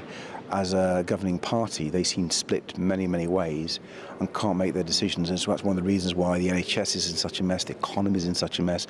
And I'm afraid if the Conservatives need to get their act together, and I don't really think we should play party games over who's the next Speaker. It does matter, though, but yes. We had Sir Geoffrey Cox earlier. He said that if you take the Speaker at his word, he made clear he was taking this measure to allow Labour MPs to vote on one of their party's policies rather than the SNP or government policy. Given that, Geoffrey Cox said it allows Britain's enemy, the enemies of this place, to put pressure on your colleagues across all parties and then affect business in the House of Commons, and that's not great. I have to say, I think that's rather odd comment. There's nothing that the Speaker has said or done which I think opens up to that threat any greater than it was before. Well, in the sense that he's allowed, the concern about safety of MPs to affect what happens in the House of Commons chamber. Well, I think he's right to worry about that. Of course he should. But that wasn't the only reason, I think. He made that clear. And if that had been the only reason, I think one could debate that issue and make sure that we were doing everything we can to make sure that those MPs who've suffered these threats are fully protected. Of course, I think the public would want that. But it was also about the substance and the need to have different views heard. And I think he did his best on that point. Yeah. OK. So Ed Davey there, the leader of the Liberal Democrats, thank you for joining us today on GB News there, with a vote of confidence in the Speaker, Sir Lindsay Hoyle, and he's seeing him in 20 minutes. So that's cheering words for the Speaker. Well, cheering words for the Speaker there from the leader of the Liberal Democrats. But, Chris, as you were talking, another name has been added to that motion of no confidence, now at 61 official names backing that motion. Christopher, thank you very much for bringing us that from Sir Ed Davey. Interesting. He played down the meeting that Keir Starmer had with the Speaker, saying, this is normal to have meetings with the Speaker like this. He very much backed the Speaker, Lindsay Hoyle, himself. He seems to be, he's saying, we wanted to improve the motion a little bit ourselves. And he didn't really want to be drawn on the issue of intimidation of MPs. No, it's curious. Shall we get the thoughts of our political correspondent, Olivia Utley, who was listening to that interview? And Olivia, what was your big takeaway? Well, I mean, Ed Davey definitely does represent the opinions of a fair amount of MPs in Parliament, and we mustn't forget that. His takeaway, his feeling was essentially that Lindsay Hoyle has never shown any signs of bias before. His record is unimpeachable. I think almost everyone in Westminster would agree with that, and that actually he was making the only possible decision in a very distressing set of circumstances. Now, there will be sympathy for Lindsay Hoyle, certainly, even if he does end up falling on his sword. But the question, of course, is whether what he did can be justified. People have, MPs I've spoken to, have laid it out like this. Either Sir Lindsay Hoyle was pressurised by the Labour Party into selecting their amendment, which would obviously be disgraceful, or Sir Lindsay Hoyle was acting from very good intentions to try to protect MPs who might be under threat of danger if they were to not vote for a ceasefire in Gaza. Well, that might be a respectable thing to do, but you could argue that it gives fuel to the fire of extremists who are trying to put pressure on MPs. If their actions end up with the Speaker responding to them, there is an argument that that is just sort of giving in to terror, if you like. Allowing the extremists to dictate what happens in our Parliament is simply sort of giving in to the mob. So there are MPs who argue, counter to Ed Davey, that either way, Sir Lindsay Hoyle has to go. It'll be fascinating to see how this develops over the next few days. As you said, Tom,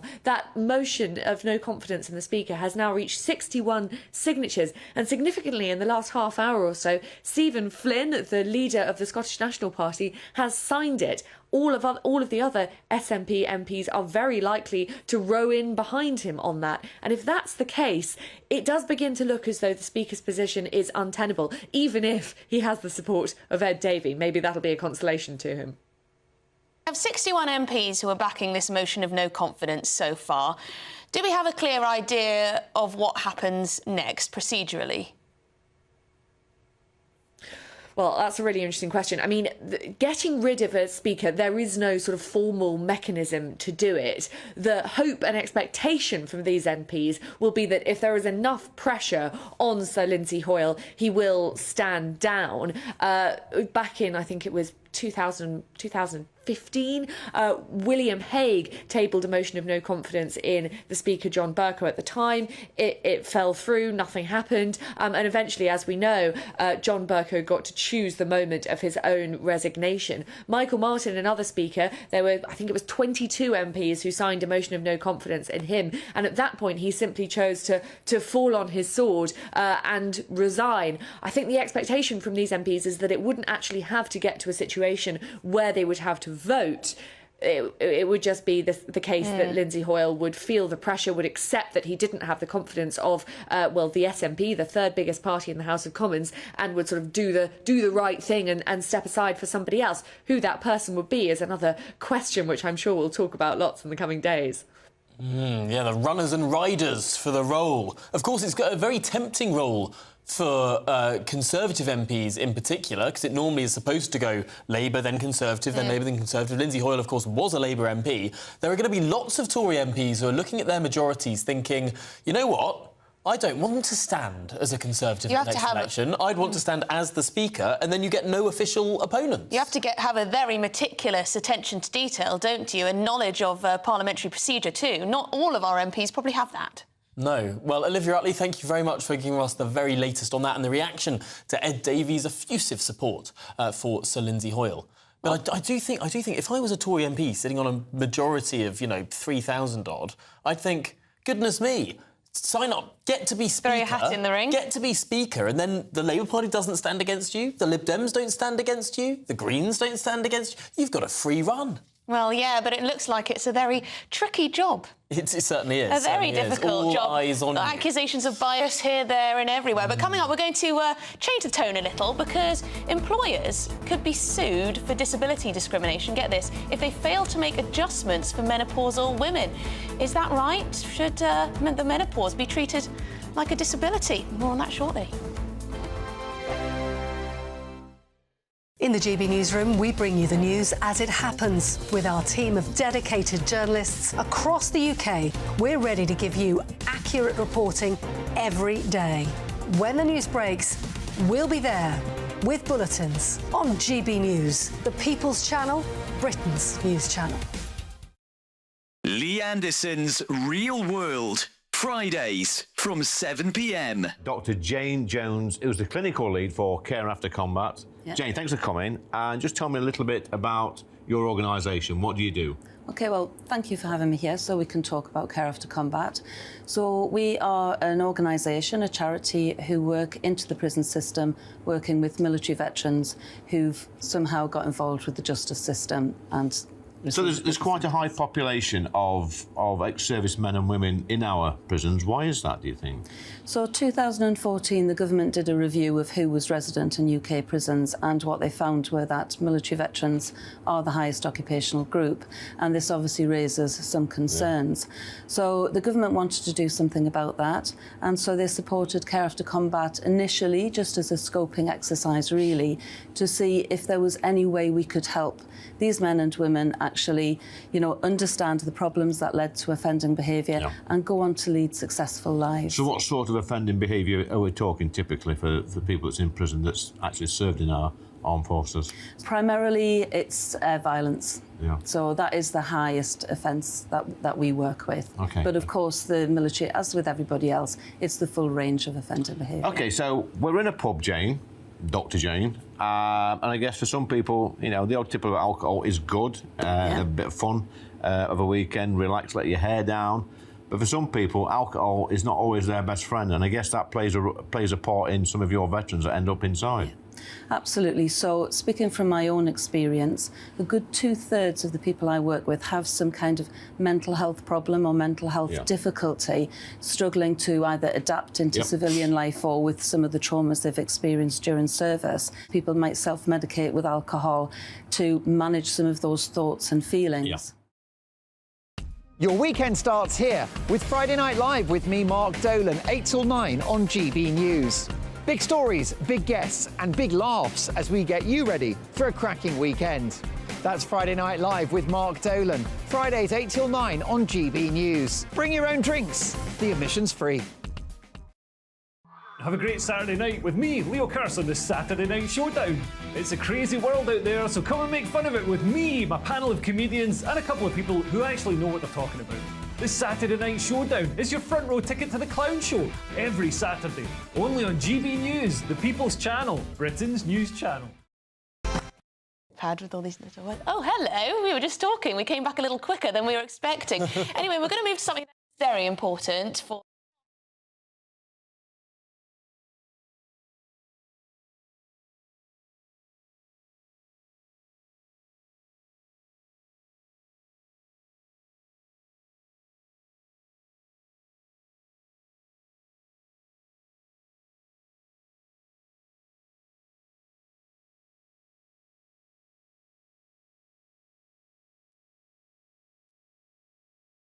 things like room temperature. They've been asked to provide quiet rooms and offer flexible working for women during the menopause.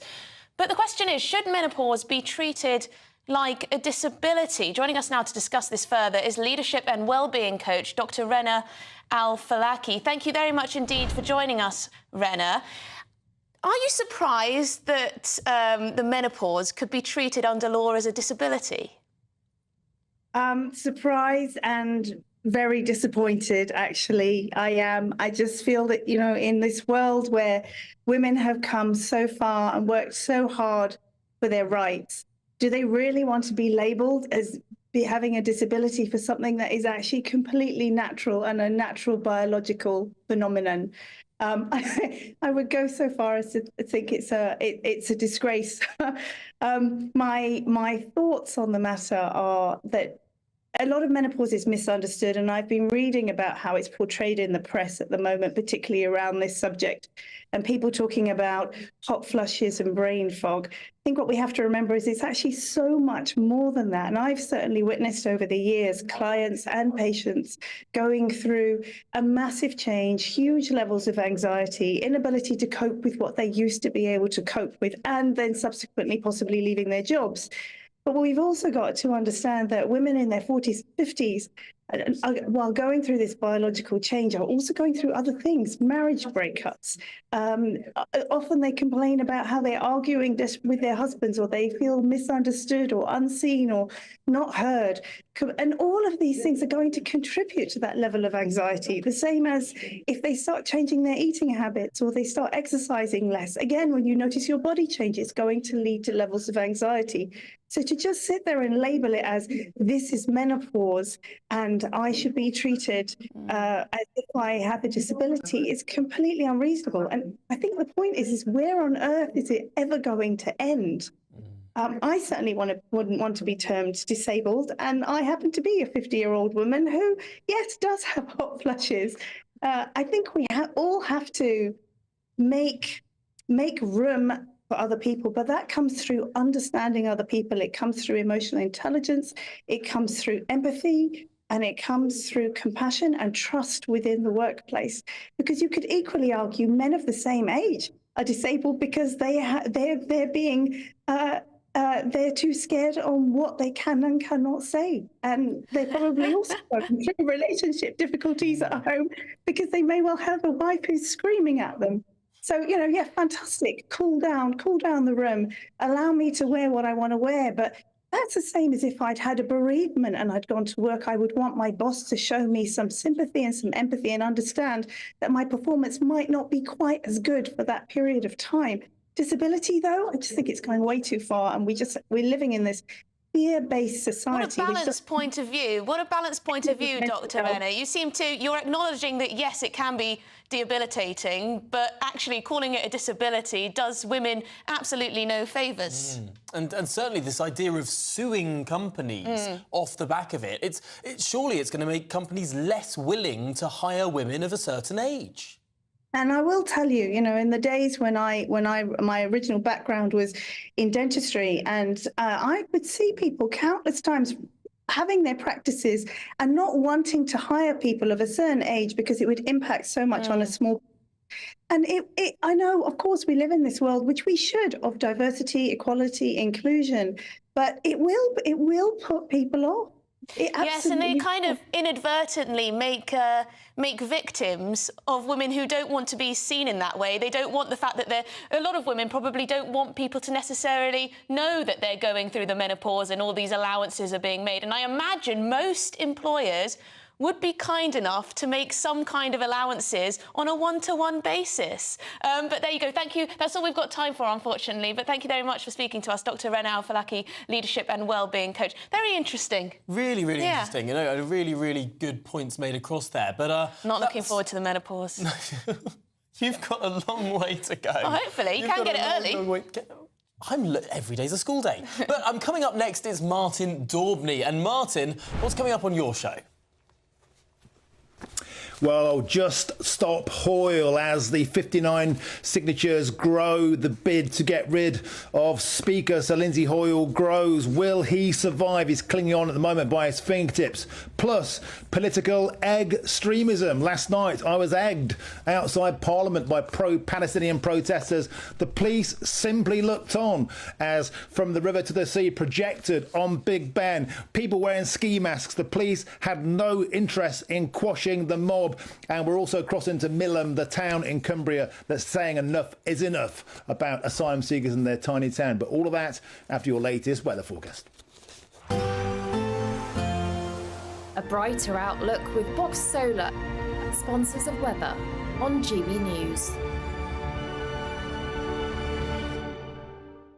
Good afternoon. Welcome to your latest GB News weather update with me, Annie from the Met Office. There's further heavy rain to push eastwards through the rest of the day, but it will start to turn drier across the west over the next few hours. The heavy rains, as a result of this weather front that's been pushing eastwards through today, it's going to stall over the next few hours across the far southeast, but behind it it's turning colder and drier. So some further heavy rain to come in the east. We have got weather warnings still in force here, as well as wind warnings in the far southeast, but behind it will turn drier for many areas through tonight. So a much drier night to come, but it will be a colder night as we've got that colder air. So we could be down as low as -3 or 4 in the north tomorrow, as low as -1 in some rural areas further south. Frost will be fairly limited though, because we do have a fairly brisk westerly breeze through Friday. That's going to be pushing in showers from the west through the day. They'll be most frequent across western areas. Here they could merge into quite longer spells of rain, bringing a risk of hail and some thunder. The showers will drift into more eastern areas in the afternoon, but through the morning it should stay largely dry here.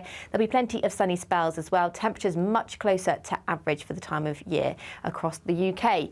Showers should die down over Friday night slowly but surely to leave a much drier picture for Saturday morning, but there'll probably be quite a lot of fog around across central and eastern areas, but many areas should get away with some dry and sunny spells through Saturday, and it's looking like into the start of next week it should stay dry across the north with some rain arriving in the south. See you later. That warm feeling inside from Boxed Boilers, sponsors of weather on GB News.